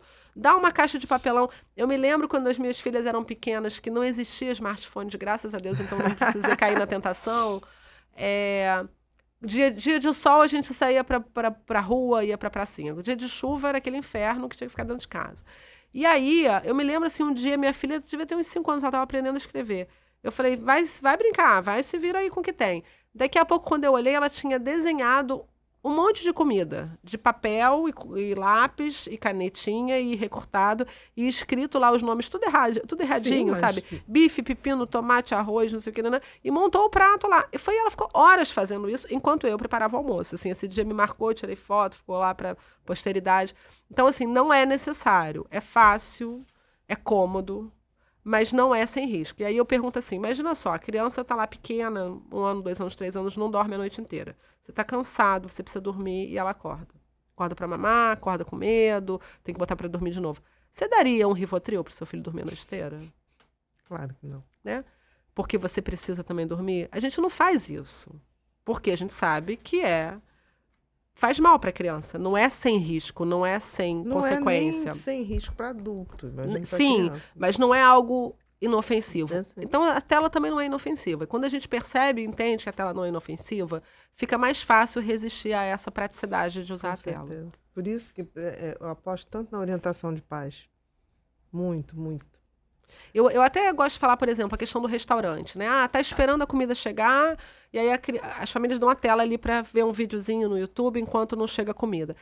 Dá uma revistinha com quadrinhos da Turma da Mônica, leva um papel e uma canetinha para colorir. Mas você sabe que a maioria dos restaurantes hoje, se você pede... Nem tem mais? O Heaven, por exemplo, um restaurante, eu estava com os meus sobrinhos netos, e aí eu cheguei, antes de entrar, eu falei... Tem como arrumar um papel, lápisinho de cera, umas canetinhas? Temos. Pois é. Não, e eu quando as minhas eram pequenas, eu andava na bolsa. Eu pegava um caderninho tipo Moleskine, assim, não um Moleskine, um baratinho qualquer, um caderninho sem pauta, uma caixinha de lápis de cor, aquilo morava na minha bolsa, sabe? Assim, aquilo ali era do restaurante. Era do restaurante. Aí depois que elas começaram a escrever, aí a gente brincava de forca. Depois a gente começou a brincar de stop. Depois a gente brincava de jogo da velha. Eu sei que passava correndo. Quando a gente via a comida tinha chegado. É impressionante como é lúdico. O lúdico entretém, né?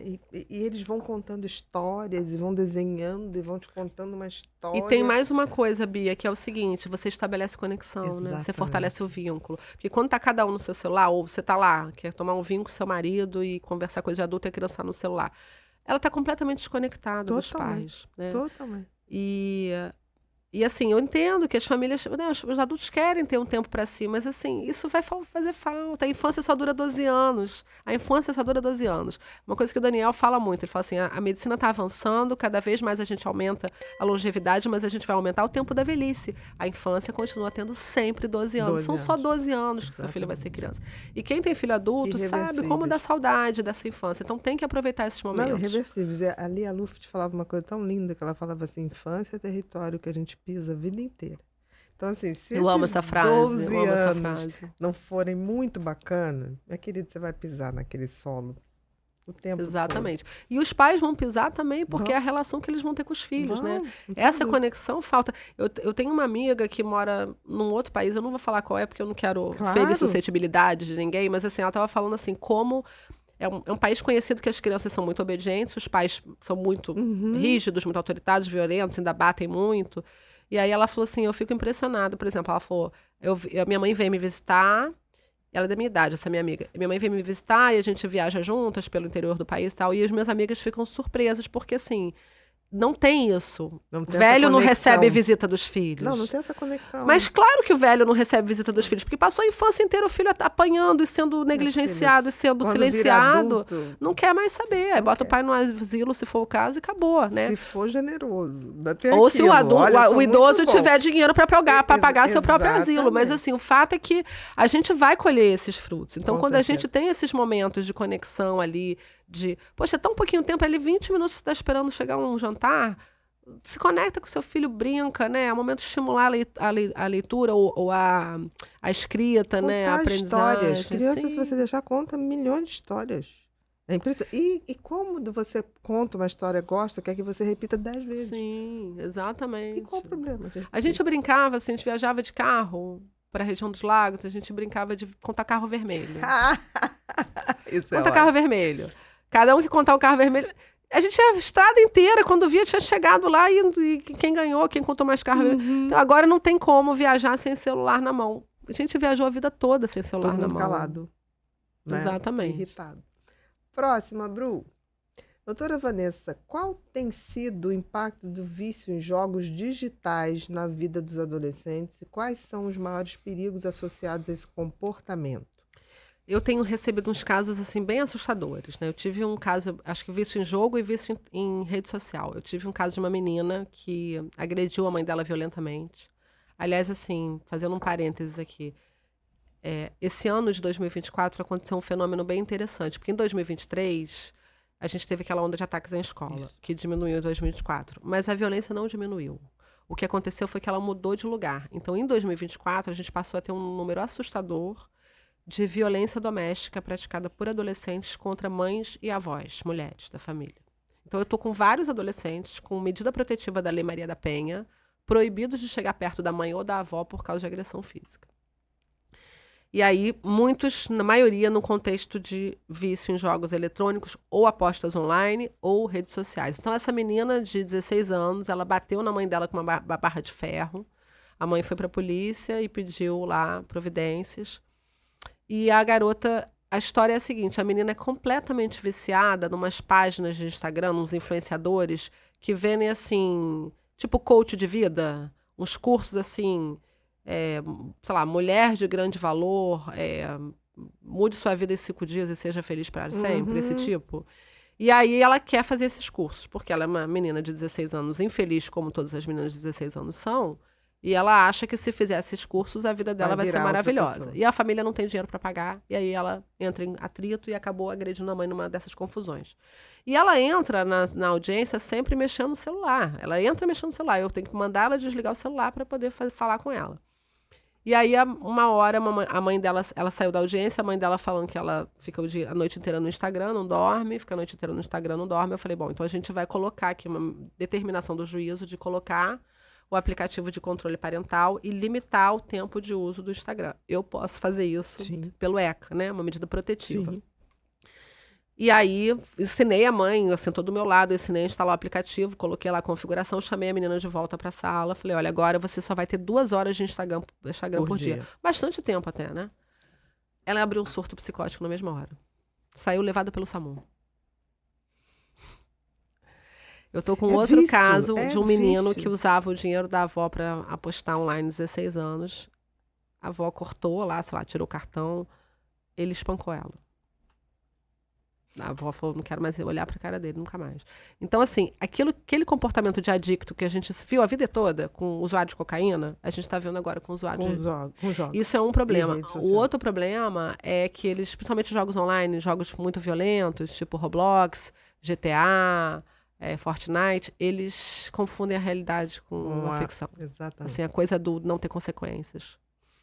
A gente teve um caso, assim, vou comentar muito en passant, de um menino que matou os pais aqui no Rio. Né, que eu julguei. E ali tinha claramente assim uma falta de percepção da gravidade do que tinha acontecido. Né? Isso não nasce do dia para a noite. Não era assim, ontem ele chegou e matou os pais. Não. Isso é uma coisa, como um vício de qualquer droga, vai numa escalada, que não é vista. Né? Não é vista. E aí é que tá. Isso é invisível o tempo inteiro até quando vem essa violência extrema. É um vício como outro qualquer. Sim. Eu sempre digo isso.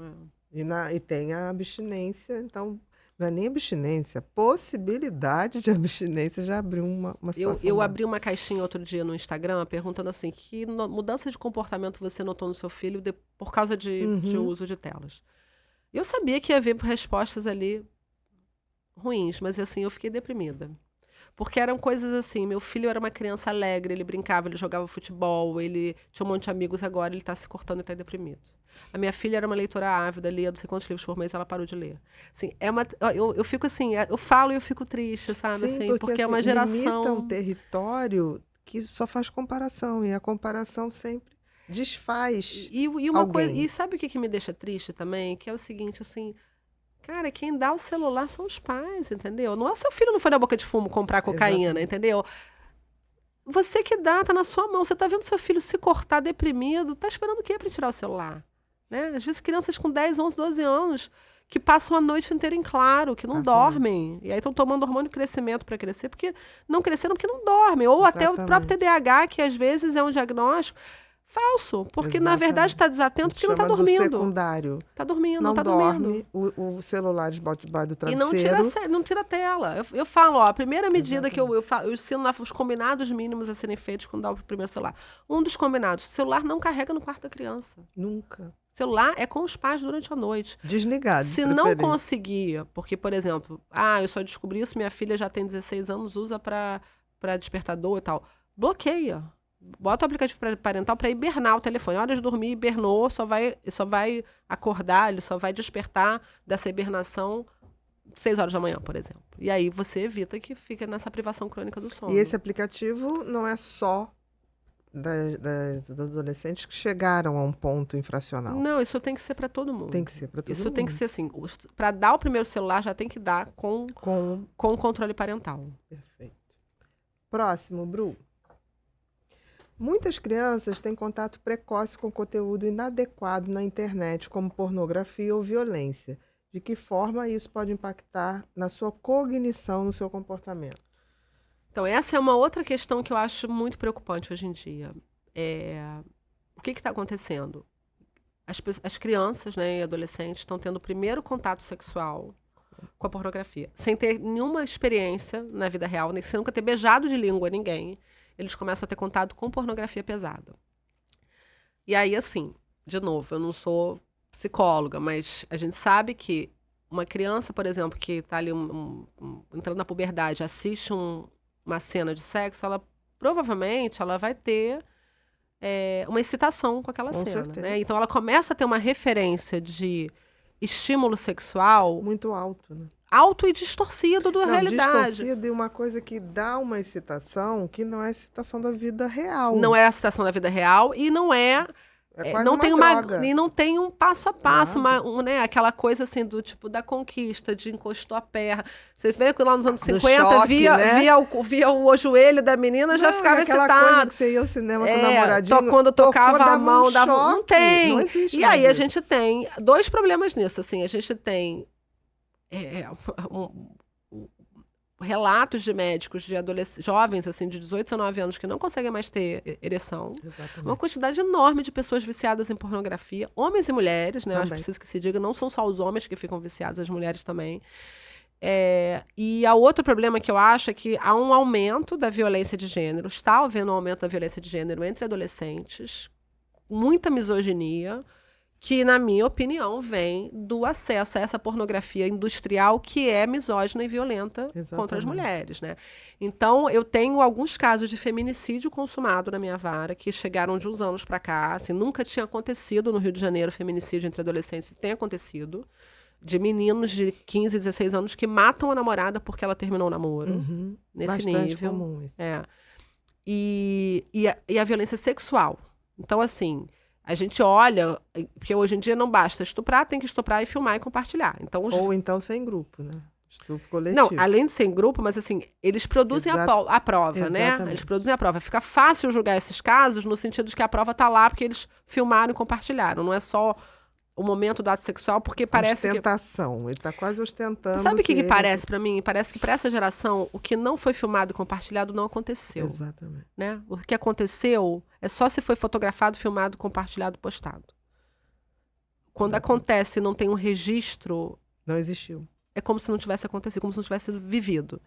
Então, eles estupram e filmam. E aí, quando a gente assiste esses vídeos, é muito claramente a reprodução de uma cena de pornografia industrial. Exatamente. Entendeu? Eu tive um caso uns anos atrás, um menino de classe média alta, todos eles, né? Os adolescentes envolvidos, todos vítima também, alunos de uma escola particular aqui da Barra da Tijuca, super conceituada. Bom, a menina deu um perdido nos pais, falou que ia dormir na casa da amiga, foi para uma festa de colegas, assim, todos muito novinhos. E aí, em determinado momento, os meninos todos que lutavam jiu-jitsu imobilizam ela com mata-leão, colocam ela no tatame e todos eles colocam o pênis para fora e obrigam ela a fazer sexo oral. E ela berrando para largarem ela, xingando eles e eles reproduzindo uma cena que eles viram em algum filme. Que com certeza não tiveram nenhuma experiência sexual ali, tinham 13 anos, sei lá. Mas que estavam reproduzindo um filme. Então, assim, eu acho que essa geração, ela é adicta em 4 coisas. E eles transitam nas adições. Eles são viciados em pornografia, eles são viciados em vape, cigarro eletrônico. Isso mesmo. Eles são viciados em redes sociais e são viciados em apostas eletrônicas. E aí, assim, eles vão... Né? Se a gente olha o cérebro, tá tudo igual, não faz diferença. Não faz diferença. Funcionamento... Tá, o funcionamento do cérebro é ali, aquela dopamina barata mesmo, que vai ali sendo consome rápido e quer mais, e quer mais, e quer mais, e quer mais. E eles na hora que não estão no scroll eterno, estão fumando um vape no banheiro da escola. Eu pergunto para os meninos quando eu vou dar palestra para os alunos, falo assim, sabe qual a droga que os adolescentes mais usam? Eles respondem em coro, é o vape. E sabe qual lugar onde mais fuma vape? Eles na escola. Onde na escola? No banheiro da escola. É um coro, assim, a cara dos diretores, dos coordenadores, Isso assim. mesmo. Tinha que fotografar, porque assim, eles ficam passados. E os adolescentes isso porque falam é isso, ilegal, não. né? Porque é ilegal. Porque é ilegal, né? E mata muito rápido. Muito rápido. Aí a hora que eu gosto é quando eu dou o meu choque nos adolescentes, que eu vou explicando por que é ilegal e por que faz mal e como é que funciona, nanana. E eu falo assim, porque eu realmente acredito nisso, não é só pra chocar, mas eu quero chocar também. Sim. Vanessa, acredito que daqui a 5 anos essa galerinha, esses adolescentes, vão estar indo no enterro de alguns colegas. Mas com certeza, já estão indo. Já estão. Aí eles ficam, nossa, que horror, Vanessa. Eu falo, gente, mas não tem como ser diferente. É que nem o excesso de bomba, né? De uso Sim, de bomba de na hormônio. academia. Você vai na academia, você sabe quem usa e não usa. Não adianta E tá dizer, todo mundo não. morrendo do coração. E tá tudo... Exato. Aí falam que é vacina. Não, é anabolizante. Morre um por causa de anabolizante. Você pode ver os comentários. Tomou vacina. Exatamente. Gente, e são jovens. Jovens. 10 anos de uso regular já alterou totalmente o fígado. E o vape mata em 2, 3 anos de uso, né? É muito rápido que daqui vai ali. Eles usam, né? É uma coisa Não, absurda. eles usam como se não fosse... Não é cigarro. Nada, como se não fizesse mal. O cheiro é bom. É terrível, né? Assim, eles têm essa coisa de, olha o cheiro. É uma covardia da indústria do cigarro, né? Exatamente. É viciante demais, porque é nicotina o tempo todo, a quantidade de nicotina é altíssima. E eles compram aqueles fluidos e vão botando. E assim, eu vou te falar que eu fico muito preocupada com a coisa do vape, porque eu acho que... Não, a gente vai ter jovens que sobreviverem e não vão ter pulmão. Eu vi outro dia... Não vão ter pulmão para nadar, não vão ter pulmão para correr, né? Os que sobreviverem. Eu outro dia vi a Margarete Dalcoma, aquela psicanalista, falar uma frase no Pedro Bial, que eu tô falando essa frase para os meninos, mas eu falo também para mim, porque eu sou mãe de adolescente, que ela fala assim, a gente vai ter a primeira geração de pais que vai enterrar os filhos, vão morrer depois dos filhos, por causa do vape. Por causa do vape. Exatamente. Gente, isso é assim, algo muito triste, muito assustador, o que está acontecendo. E eles todos usam direto. Usam. Assim, e aí eles escolhem, os que vendem, escolhem um popular dentro da escola e esse um popular vai vendendo para todos. Você não acha que, assim, uma dúvida minha, você como psiquiatra, você não acha que esse uso precoce das telas, ele vai preparando uma mente adicta para essas outras adições? Com certeza. Você falou uma coisa. Porque qualquer funcionamento adicto põe o sistema dopaminérgico para funcionar dessa forma barata. Vapor barato, né? Tem uma música do Caetano, Vapor Barato. Põe isso para funcionar. E a adicção, ela é migratória. Uma vez que o sistema está acionado, qualquer situação que acione ele é rapidamente transferida. Eu não posso, por exemplo, comer, né? Eu vou para o jogo. Eu não posso ir para o jogo. Eu compro. Eu não posso... Eu vou para a pornografia. É migratório. O sistema não é exclusivo. Pois é, por uma isso que eu vez acho ativado, ele abre todas as possibilidades para outros vícios. O que eu imagino mesmo, é bom ouvir você confirmar isso, porque eu acho que é muito importante a gente, como sociedade, se comprometer a adiar o momento de dar o primeiro celular. Porque é isso, no momento que você dá o primeiro celular, você abre ali uma caixa de Pandora dentro de casa. Para vícios. Para vícios e para tudo, né? Não só para vícios, mas para tudo que há de pernicioso na sociedade. Não, você falou, tudo que uma criança não deveria ter acesso, né? Conteúdo inadequado. Assim, você vai ter que explicar para o seu filho o que é pornografia, como que um pedófilo aborda ele, sobre golpe do Pix, violência.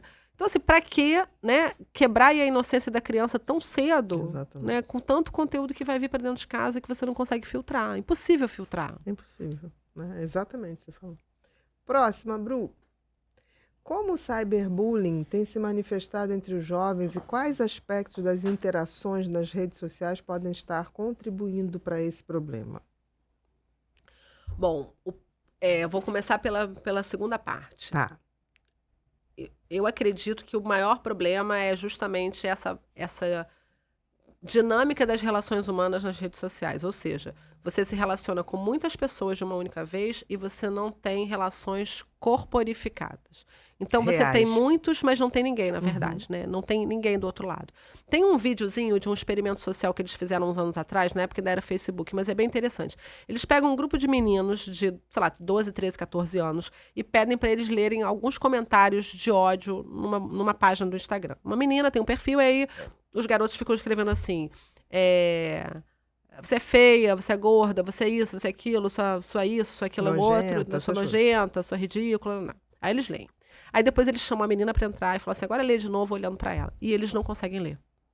Alguns começam e travam. Não conseguem ler. Por que isso? Porque quando a gente olha no olho do outro, a gente não tem coragem de se comportar de uma certa forma. Porque a gente vê, se a gente xinga o outro, a gente vê a reação, a gente vê a dor que a gente está causando, a gente tem empatia, a gente percebe que aquilo é inadequado, né? Então o outro tem importância, ele é alguém. As redes sociais, elas desumanizam nesse sentido. Assim, o outro não é ninguém. Então, se o outro não é ninguém, é muito fácil fazer o que for. Outro dia, a mamãe me mandou um print que o filho dela estava sofrendo cyberbullying na escola, através do grupo de WhatsApp da escola, dos alunos. E aí, um colega escreveu assim, se corta, se mata. É muito fácil escrever se corta, se mata ali numa tela plana, né? Em 2D. Que a tela sempre é 2D, mesmo quando parece que tem profundidade, não tem. Fala olhando no outro, para o outro se matar, se cortar. Alguns até vão ter coragem, sim. Mas não muito é a maioria. Menos. Tanto que hoje em dia é uma minoria. Que vai falar isso. E hoje em dia o cyberbullying é muito mais frequente do que o bullying presencial. E a pena do crime é bem mais grave, porque tem que ser mesmo. Não, até porque reproduz com uma velocidade absurda. Porque reproduz e porque ele é permanente. Né? O bullying, ele é uma situação instantânea que aconteceu naquele momento, parou ali, daqui a pouco vai se repetir. O cyberbullying, você xingou, ele vai ficar 24 horas no ar. E o número de pessoas... Vai PG, o número de pessoas que vai ter acesso àquilo é incalculável. Incalculável. E como tem se manifestado? Entre os mais novinhos, principalmente crianças, nos grupos de WhatsApp da escola, e muito nas páginas de explana do Instagram. O que é isso? Todas as escolas têm. Procura lá a escola dos seus filhos, vocês vai encontrar. Bota explana, ou fofocas, ou gossip, e o nome da escola, e provavelmente você vai encontrar. São perfis do Instagram anônimos feitos para praticar cyberbullying de forma anônima, que eles acham que é anônimo, né? E aí é isso. Interessante, porque as escolas teriam que ter um sistema de varredura, como as empresas de tech também têm, como você falou. Localizou lá a questão da pedofilia, da violência, já direciona direto. Talvez as escolas não entendam que eles também vão ter que ter esse papel. Eu acho que as escolas, muitas escolas, não são todas, mas muitas escolas ainda não entenderam que houve uma mudança na dinâmica das relações escolares.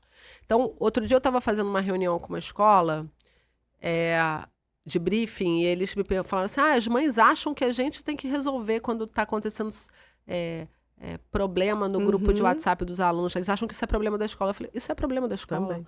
Pelo amor de Deus, não fala isso para as mães. Eu falei, mas eu tenho que falar. Isso é problema da escola. Porque os muros da escola não são mais os muros da escola. As relações da escola estão fora. O território escolar não é mais território, é muito mais amplo. É muito mais amplo. Tem um território escolar que é o físico, sim, mas tem um território escolar que é virtual. E que então, considerado território escolar. Claro, então se tem... Tanto que a lei do bullying, essa lei nova, de 14.811, se não me engano, de 2024, ela fala que a escola tem que adotar protocolos para combate ao bullying e ao cyberbullying. As duas coisas. Exatamente. Ora, o cyberbullying é sempre no ambiente digital. Você não precisa ver se a hora que postou estava na escola. Não importa se estava na escola. Eu outro dia eu vi um caso que nem acidente de trabalho. Gente, exatamente. Você tá se dirigindo ao trabalho, exatamente. É acidente de trabalho. Exatamente. Outro dia eu vi um caso assim. A menina foi exposta numa página de explana. E a postagem era assim. Várias mães me mandaram o print da postagem porque monitoravam o Instagram dos filhos e viram. Fulana de tal, que era uma menina de 12 anos daquela escola, aluna do 6º ano, foi pro último andar do estacionamento do shopping e fez sexo oral no menino de 16. E era essa a fofoca. Entendi. Que essa garota... E aí todo mundo printou, rodou, a garota de 12 anos sendo exposta. E o que dizia ali que tinha acontecido é que ela tinha sido vítima de estupro, né? Porque se é uma menina de 12 anos vai fazer sexo oral com uma menina de 16, ela está sendo estuprada por ele. Exatamente. Olha que grave, né, a situação. E a menina exposta ali daquele jeito. Ela é vítima incondicional. Ah, mas falaram isso no final de semana. Mas não importa, porque tá a escola inteira comentando isso. Ah, mas isso aconteceu no shopping, não foi na escola. Não importa, gente. Tá a escola toda falando disso, a menina tá excluída, tá isolada, tá sendo apontada no recreio. Isso é um problema da escola. Ela é vítima. Ela é vítima. Porque ela foi vítima de um estupro. Vítima. E mesmo que assim, não sei nem se é verdade ou não, mas mesmo que não fosse verdade, né? O fato é que ela tá sendo exposta. E só o fato de expor a constrangimento menor de idade em rede social já é crime. E isso está acontecendo dentro da escola, isso vem para a escola. O que acontece no final de semana, numa festa, numa resenha na praia, numa viagem de grupo, isso vem para a escola. Né? O mundo não é mais do jeito que era quando nós éramos alunos, que era setorizado. E isso, inclusive, é um problema de que gera ansiedade e depressão. Porque eu vejo assim, quando eu era estudante, adolescente, as minhas amigas da escola eram, a maioria, péssima. Não gostava, tinha treta, eram falsas, faziam fofoca, né? Mas aí eu tinha a minha amiga do prédio, que morava no prédio que eu morava, que era maravilhosa. Era a minha melhor amiga. Tudo. Liana, se eu estiver assistindo agora, ela é professora. Um beijo pra Liana.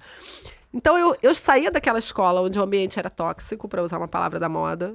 E aí eu ia pra minha casa, almoçava e ia pro apartamento dela. E era um oásis, porque aí a gente ficava com uma relação de super afeto, de muito amor, muito verdadeira, com muita conexão. A gente ficava ouvindo o LP, traduzindo as músicas do George Michael e jogando buraco. Maravilha. A gente passava a tarde toda ouvindo o LP do George Michael e jogando buraco. E eu só tinha que me preocupar com aquele problema daquelas meninas falsas da escola quando eu voltava no dia seguinte ou na segunda-feira. Enfim, eu tinha um tempo de pausa, de respiro. Eles não têm mais isso, porque sai da escola e aí começa a fofoca no WhatsApp e no coisa. E aí daqui a pouco, no final de semana, e aí a menina vê que tá todo mundo na praia e ela não foi chamada, e que tá todo mundo fazendo uma resenha e ela não foi convidada. E aí ela vai se sentindo um lixo e excluída. De respiro, não tem uma pausa. É um estresse crônico, Exatamente. né? Porque quando você tem um estresse agudo, você sabe, né? O trauma é muito menor. Mas o problema é que é um estresse crônico. Exatamente. A rede social faz esse estresse crônico permanecer o tempo inteiro. Certeza. Perfeito. E o cyberbullying dá essa coisa da comparação, né? Você tem que seguir um padrão que não é da pessoa, que não é do adolescente, ou que nem sabe o que vai ser ainda. Né? Sim. Agora, eu acho que dentro ainda dessa pergunta tem uma coisa importante a gente falar. Olha, os pais são responsáveis pelos danos que os filhos causam a outras pessoas até os 18 anos. Então, tudo que seu filho fizer até 18 anos... que causar dano a alguém, você pode ser processado na justiça e ter que pagar uma indenização, por exemplo, por danos morais ou um tratamento psicológico e psiquiátrico à pessoa que sofreu um dano. O cyberbullying, ele pode ser evitado se os pais monitorarem, né? E os pais têm o dever de monitorar, porque eles são responsáveis pelo que acontece. Não adianta depois dizer assim, mas eu não sabia. O menino escreveu lá para o outro, se corta, se mata. Se esse menino se corta, quem falou se corta comete crime. E os pais dele têm que pagar a indenização dessa criança. Se ele é menor, os pais vão ter que pagar. O menor, a partir dos 12 anos, ele responde, o adolescente, né? Responde pelo ato infracional de incentivo à automutilação. Agora, financeiramente, né, a responsabilidade civil, que é essa indenização por danos morais, é dos pais. Então tem que olhar, não tem como não olhar. Você responde financeiramente, como é que você não vai olhar?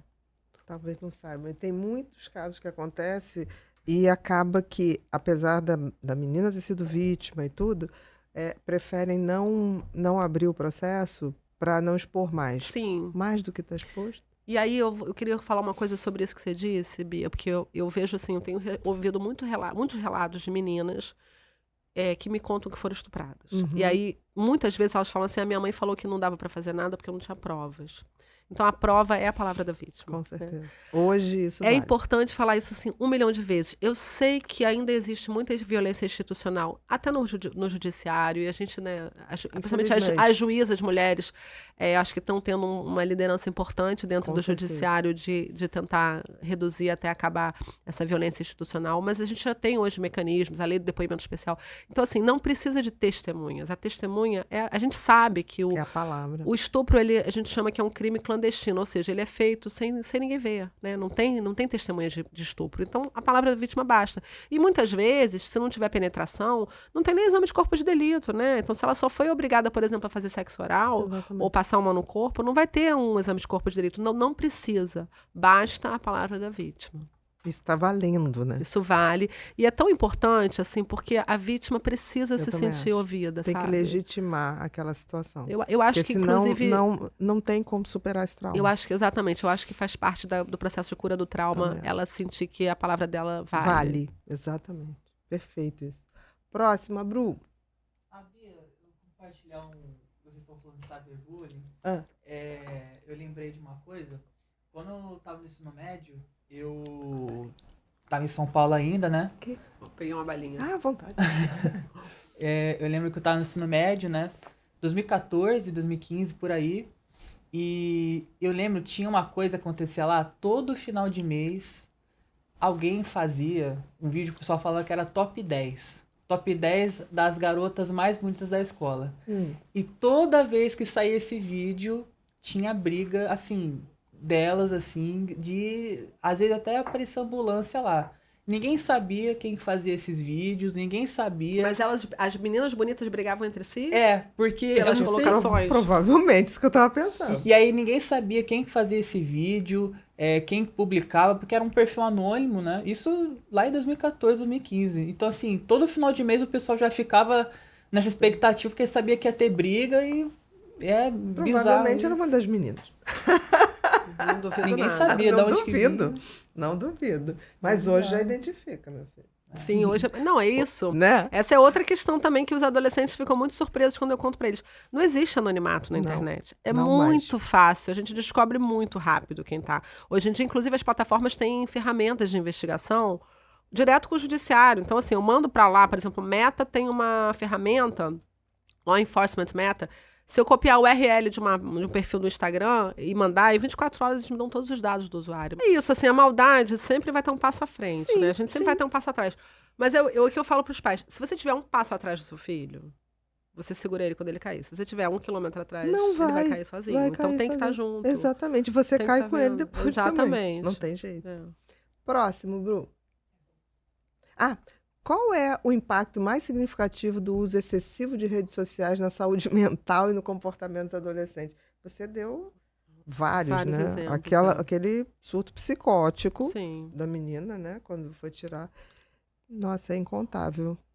Mas eu diria que o mais vícios, consequência dos vícios, vazio, consequência do vazio, transtorno de ansiedade, depressão, suicídio. E eu acho que tem um também, assim, que tudo tá relacionado, né? Mas eu acho que o uso excessivo, ele vem trazendo uma sensação de solidão muito grande, porque eles estão perdendo conexão, né? E a gente sabe que, assim, a chave, né, da felicidade e de bons relacionamentos é a conexão humana, né? Quando a gente tem boas relações com boa conexão, a gente fica bem, né? O ser humano, ele é social, né? E as relações sociais deles estão muito empobrecidas, estão muito tristes, assim, muito adoecidas, muito tóxicas, muito utilitárias, de péssima qualidade, né? Com muito pouco afeto, com muita pouca verdade. E aí eles acabam adoecendo, né? Assim, ficando sozinhos, solitários, e se sentindo deprimidos ou ansiosos ou com síndrome do pânico. E acabam sendo uma peça muito fácil de manipular, né? Tem uma pergunta do PISA, né, que é aquele sistema de avaliação do ensino no mundo todo. Eles têm um questionário socioemocional. Tem a parte de testes pedagógicos, de matemática e linguagem, mas eles têm um questionário socioemocional. E uma das perguntas é: você se sente sozinho na escola? E aí a gente vê a evolução dessa resposta, né? Até 2012, que foi o ano que os smartphones entraram com força nas escolas, isso era mais ou menos estável e de repente explodiu no mundo todo. O PISA, que foi divulgado ano passado, em 2023, que foi o questionário aplicado em 2022, tem o ranking de cada país. O Brasil é o 5º país do mundo onde os alunos mais se sentem sozinhos na escola. E não, por acaso, a gente é o maior usuário de WhatsApp do mundo, a gente é o 2º maior usuário de TikTok, um dos maiores usuários de redes sociais. Então, tá aí, né? Assim, eu acho que um grande resultado a solidão, o adoecimento que vem daí. A partir daí. Que pode ser o adoecimento, como pode ser também um outro adoecimento para violência. Sim. Que também é um adoecimento. São dois aspectos. É que a gente tem alguns que vão ter uma violência auto-infligida e outros que vão ter hetero-infligida. Exatamente. Inclusive, as meninas, principalmente, têm mais tendência à auto-infligida, né? Então, a automutilação das meninas é muito mais frequente do que nos meninos. E os meninos têm uma tendência maior à violência contra o heteroviolência. Exatamente. Próxima, Bru.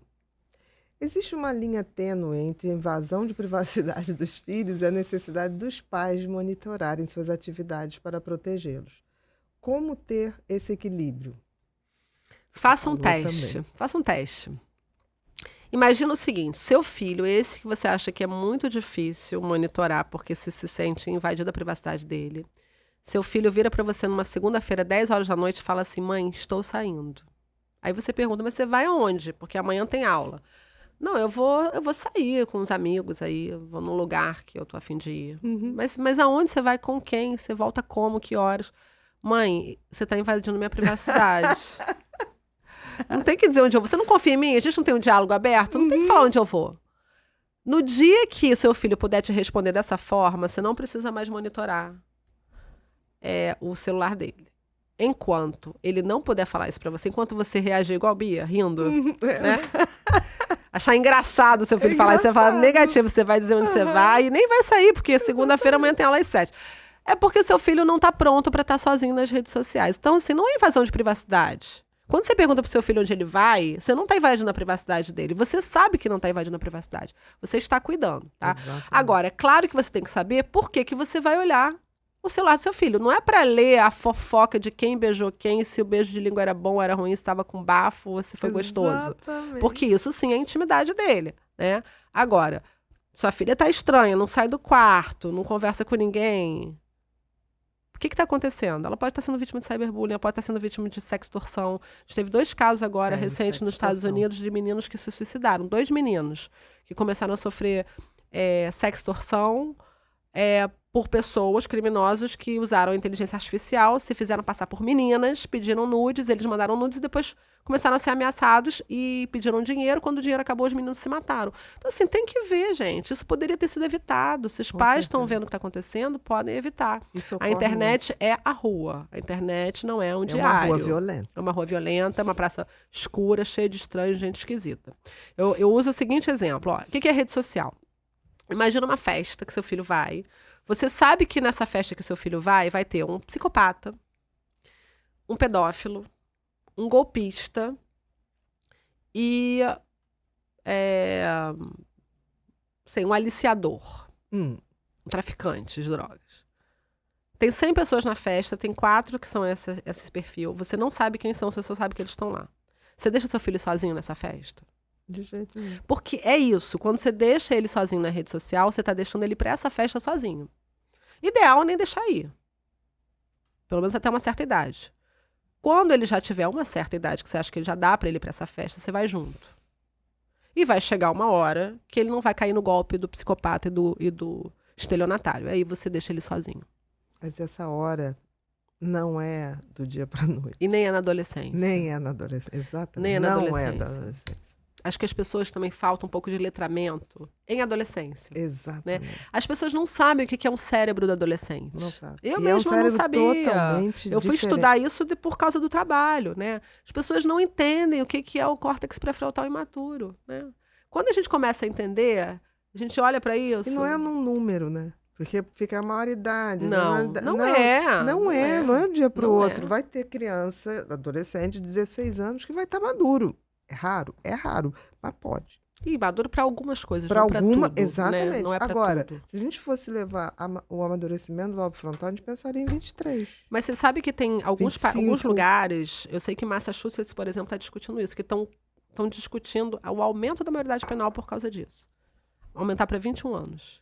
E a gente aqui no Brasil, embora tenha a maioridade aos 18 anos, e eu sou totalmente contra a redução justamente por causa da falta de maturidade, até os 21 tem redução da pena. Então, entre 18 e 21, a gente tem uma atenuante genérica pela idade. Por quê? Porque é imaturo. Porque já é adulto, mas ainda não está maduro. Sim. Né? Não quer dizer que virou, não é uma coisa de, no dia seguinte eu fiz 18 anos, não vai. Quem dera, né? É um processo. Próximo, Bru. Doutora Vanessa, poderia explicar o que são deepfakes e sextorção, E se houve algum caso desses crimes digitais que tenha te impactado pessoalmente? Bom, o deepfake seria, então, essa simulação de uma imagem com inteligência artificial. Infelizmente, né, assim, eu acho que a inteligência artificial ela veio com muitas possibilidades benéficas, mas ela está sendo já usada, mal usada. Então, é muito fácil hoje em dia uma pessoa parece outra, né? Então, uma pessoa pode gravar o vídeo com a imagem de sua Bia e não é você. E ela vai falar com a sua voz. Já teve? Já tive. E a voz parecida. A voz parecida, o Só jeito de dá falar. Na inflexão. Não, literalmente. Pegaram um vídeo meu, distorceram. Eu vendendo uma opção de coisas, em loucuras. Minha mãe falou, minha filha, fulano tá perguntando se esse produto é bom. Que produto, mãe? Não sei que produto é esse. Que loucura. Pois é. Mas toda semana. E aí o que está acontecendo é, assim, principalmente na área de crimes sexuais, como bem foi falado, da sextorção.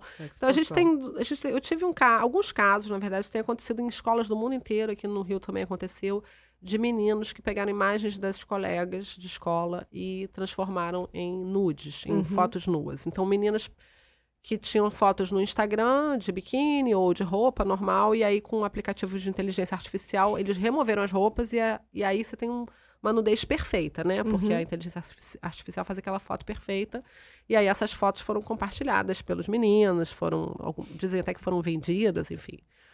Certamente já foram parar em sites de pornografia, de pedofilia, porque a gente sabe que isso roda rápido. E aí tem esse caso, assim, que eu nunca vi aqui ainda acontecer, mas eu vi que aconteceu nos Estados Unidos, de meninos que foram vítimas de sextorção, que isso está acontecendo com meninas e meninos, né? De simularem aí que eram meninas, baterem papo e tal, criarem uma relação virtual mais íntima e pedirem nudes deles. E aí, quando esses nudes são usados, aí começa uma chantagem, pedindo dinheiro, e quando o dinheiro acaba, esses meninos desesperados acabam se matando com medo de serem expostos. Porque a ameaça vou expor você na escola inteira, vou mandar para todo mundo que estuda com você estuda no colégio tal, e eu vou expor você. E aí o pavor de ser exposto, eles acabam num momento de desespero e impulsividade se matando. Exatamente. Próximo, Bru. Que tipos de situações ou comportamentos podem levar uma mãe ou um pai a perder a guarda dos filhos?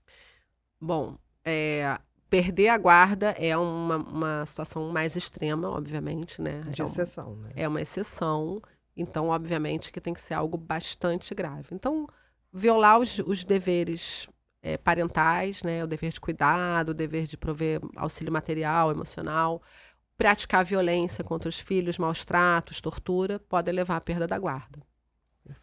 De mãe e de pai. Mãe e pai, qualquer um dos dois. Assim, infelizmente, eu até falo assim, o juiz da infância, acho que é o único profissional que trabalha torcendo pelo dia que vai ficar desempregado. Porque o dia que a gente ficar desempregado, significa que todas as crianças estão bem cuidadas nas suas famílias, entendeu? E, infelizmente, essa não é a realidade de muitos. Então, a gente vê na vara da infância crianças torturadas, crianças que sofrem abuso sexual. Às vezes, o pai ou o padrasto pratica abuso sexual e a mãe é conivente. Totalmente então, isso é um motivo de perder a guarda, por exemplo. Tortura, maus tratos. Não levar a criança para a escola. Deixar é tão loucura isso, né? Porque essa criança depois vai...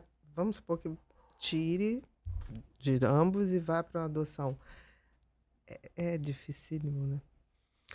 Assim, é um Mas trauma. Tem que ser feito. O abuso sexual é uma experiência diversa que gera um trauma muito difícil de superar. E a gente tem que torcer, né? para que tenha um lar, né? Afetuoso e com muita paciência, porque a adaptação de uma criança assim é difícil.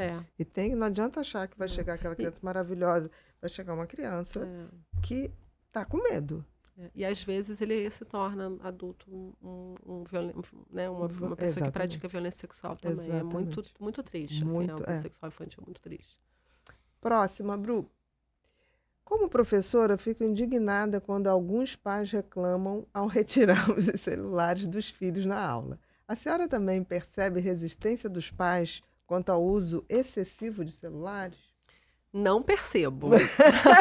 Pelo contrário, eu percebo os pais apoiando demais a medida, até como uma forma de terceirizar o que eles não conseguem fazer em casa, né? Eles querem, mas eles não têm coragem, eles não querem ficar com a parte chata, né? Aquele, sabe, o trabalho difícil, alguém tem que fazer o trabalho chato. Exatamente. Eles querem que a escola faça. Então, tem uns que falam, tô doido que a escola do meu filho proíba. Mas não precisa a escola do seu filho proibir, você pode proibir, né? Na sua casa, a lei é você. Exatamente. Então, eu não percebo, não. Eu acho que deve ter um ou outro nesse sentido. Eu tive um episódio... Que deve ser o pai ou a mãe que também é viciado. Não, eu tive uma... Olha só que episódio interessante que eu tive. Eu tive uma escola, não vou mencionar aqui para não expor, uma escola particular que proibiu o celular no ensino médio. E aí uma mãe de uma aluna de 17 anos falou que a filha ligou para a escola e falou, a minha filha vai continuar usando o telefone, porque eu preciso falar com ela todo o recreio. E aí a mãe passa o recreio inteiro falando com a filha no telefone. Então, assim, eu acho que essa mãe que tem uma dependência de falar com a filha, né? Essa mãe que precisa ir para terapia, porque ela tá ali com uma... Ela tá dependente. E obviamente que aí ela cria essa codependência, né? Porque Exatamente. aí a filha fica ali precisando aliviar a ansiedade, vícios, né? gerir essa ansiedade da mãe. Então eu acho que ela tem algumas famílias que ficam aí, tão como eu gosto de dizer, assim, hoje em dia quem não tá na terapia tá dando trabalho para quem tá na terapia, né? Nós somos o fruto de uma educação violenta e autoritária que gerou gente ruim da cabeça. E aí precisa ir pra terapia, né? Agora, a escola não precisa de lei, acho que é importante dizer isso. Não precisa esperar a lei. A escola pode fazer o seu regimento interno, agora o ano letivo vai começar. Que tem o regimento. Pode fazer o regimento, exatamente, a regra daquela escola pode proibir o celular. Várias escolas já proibiram, particulares, sem ter lei. E aí, quando a pessoa faz a matrícula do filho naquela escola, ela aceita as regras daquela escola. Se ela não aceita, ela tem que botar o filho numa escola que possa usar o celular. Até que venha a lei.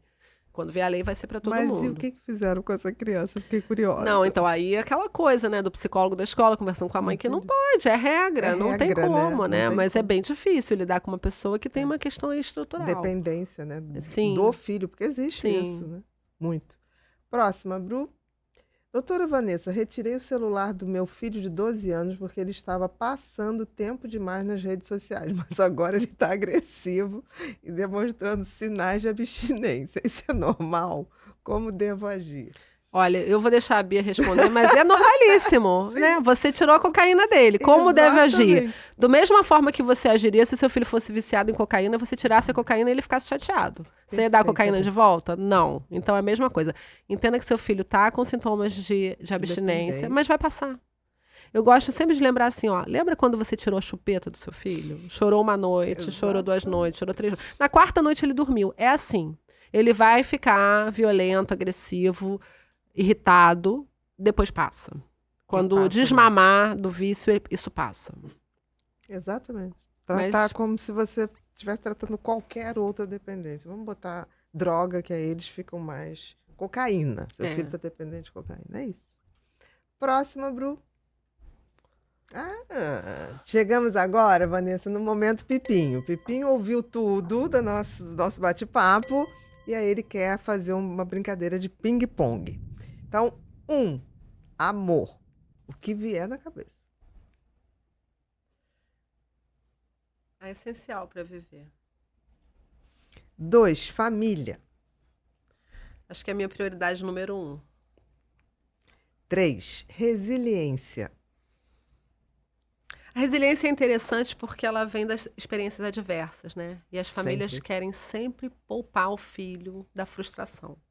Então, não se sinta culpado de deixar seu filho frustrado, porque isso cria resiliência. Ele vai ser uma pessoa mais forte e possivelmente mais feliz porque ele é resiliente. Perfeito. É a imunidade, né? A imunidade mental. Exatamente, emocional, né? Emocional, exatamente. 4, complete a frase. Colocar limites é... Amar. 5, propósito de vida. Todo dia eu falo para o meu marido trabalha com transição energética, né, e questão climática, e eu falo, vamos salvar o mundo? Todo dia. Então, propósito de vida é salvar o mundo, mesmo sabendo que eu não vou conseguir, eu vou morrer tentando. Fazer a sua parte. Fazer minha parte para tornar o mundo um lugar melhor. Perfeito. Todo mundo, se pensasse assim, ele estava melhor, né? Exatamente. Não precisa ser grande tarefa, pequenas tarefas. Eu gosto da frase do Gandhi, né? Seja a mudança que você quer ver no mundo. Então, eu estou fazendo isso. Eu estou tentando ser a mudança que eu quero ver no mundo. 6, felicidade. Cumprir o propósito de Deus na minha vida. 7, complete a frase. O mundo digital é... Um perigo. 8, empatia.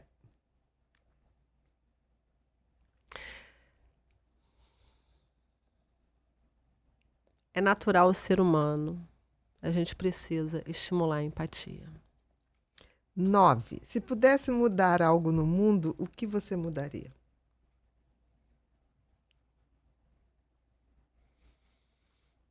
A falta de amor ao próximo. E 10, uma frase ou um pensamento. Pode ser seu, pode ser o do Gandhi, pode ser qualquer um. Eu vou ficar com a frase da Lia Luft que você falou. Porque eu acho que todos os pais e mães precisavam pensar nisso todo dia. É verdade. A infância é a estrada em que a gente caminha a vida inteira. Exatamente. Território que a gente vai pisar sempre, né? E a gente tem que saber como que a gente vai pisar nisso, né? Minha querida, muito adorei. obrigada. Aprendi Muito tanto obrigada. com você. Muito obrigada Poxa, mesmo. muito obrigada. Eu estou super feliz de ter vindo aqui. Eu também, você pode ter certeza. E olha, a impressão que eu tinha quando eu já estava te stalkeando ficou muito melhor. Muito melhor. Já era bom, ficou Que muito bom, melhor. obrigada. Temos aqui uns presentinhos para você. Que legal. Tem o Mentes Perigosas, que é um clássico. Sim, ainda não li. Eu tenho Volta Mentes só para ali Perigosas por na causa da escola. coisa. Daqui a pouco. Eu você tenho vai- Mentes Perigosas na escola. Eu até ia trazer para você autografar, mas eu esqueci. Que é o tenho do que até bullying, atualizar né? Mas ele. eu não, na correria acabei Eu esquecendo. tenho que atualizar ele. Não quer atualizar, não? Não quer uma parceria de Ué? atualização? Ai, que Não. lindo.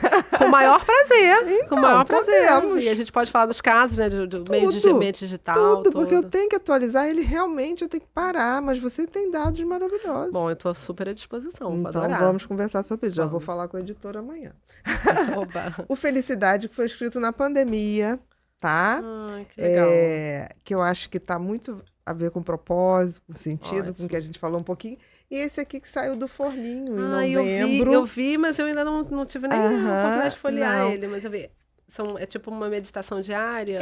10 minutinhos, não mais do que isso, porque assim, eu sempre acordo 6 horas da manhã automático. Uhum. Sem Eu também acordo despertador, sem nada. automaticamente. E aí, eu não levanto imediatamente. Eu sempre paro e fico assim, o que Deus queria me dizer? Uma imagem que me venha, não sei o quê. E vem muito mais frase do que imagem.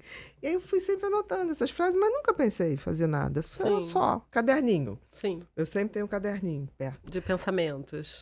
De tudo. Eu sempre viajo, eu tenho vários caderninhos que eu revisito, porque acaba eu vou pegando outro, acaba eu vou pegando outro. E aí chegou esse ano, a editora, eu tinha projeto para 2 livros e não deu tempo e não deu... O material não estava como eu queria, o material de pesquisa não ficou como eu queria. Eu cheguei, olha, não vai ter livro. Aí eles, mas Bia, como assim? Você ia fazer 2 e agora é nada? Eu falei, é nada, é isso que eu tenho para dar nesse momento.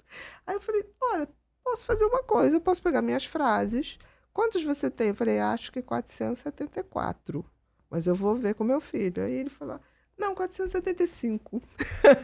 Que ele é tech, então ele armazena tudo. Aham. Tudo que é meu está armazenado. Que maravilha. E aí ele falou, dá para fazer.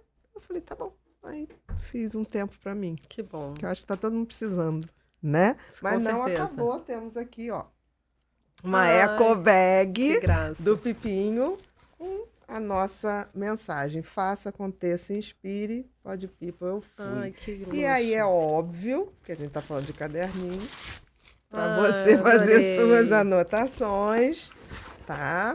E aqui, uma canequinha para você tomar um chazinho. graça.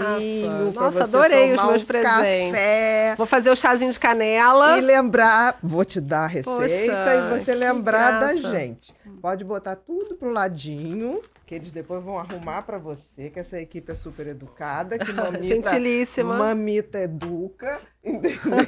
Aqui todo mundo é educado, que nem filho. Agora, você vai olhar para aquela câmera Essa e aqui? dar todos os seus recados. Não precisa nem olhar para mim. Queria convidar todos e todas para seguirem minha página no Instagram, @protocoloeutivejo, na qual eu falo sobre esses assuntos e outros relacionados à educação de filhos, ao ambiente escolar, com menos violência, com mais afeto, com carinho, partindo sempre de um pressuposto de que a violência não é o problema. A violência é um sintoma, porque ela é uma forma de reagir a necessidades legítimas que não são atendidas. Perfeito. Muito obrigada. Queridos, nós estamos finalizando mais um episódio do Pod People. Hoje foi com essa mulher maravilhosa. Se você não conhece, eu sugiro que você conheça. Vanessa Cavalieri, mas você vai encontrar nas redes @protocoloeutivejo. Vai lá, dá uma olhadinha. Porque aí você vai entender que violência, comportamento, vícios, redes sociais, tudo isso está envolvido no comportamento humano, porque somos seres muito mais complexos do que você possa imaginar. Mas dá para aprender e dá para colaborar para a gente ser um ser humano melhor. Quem sabe, ser humanos sustentáveis. Não esquece de curtir, compartilhar e acionar o sininho para você receber todas as novidades. Muito obrigada e até o próximo Pod People.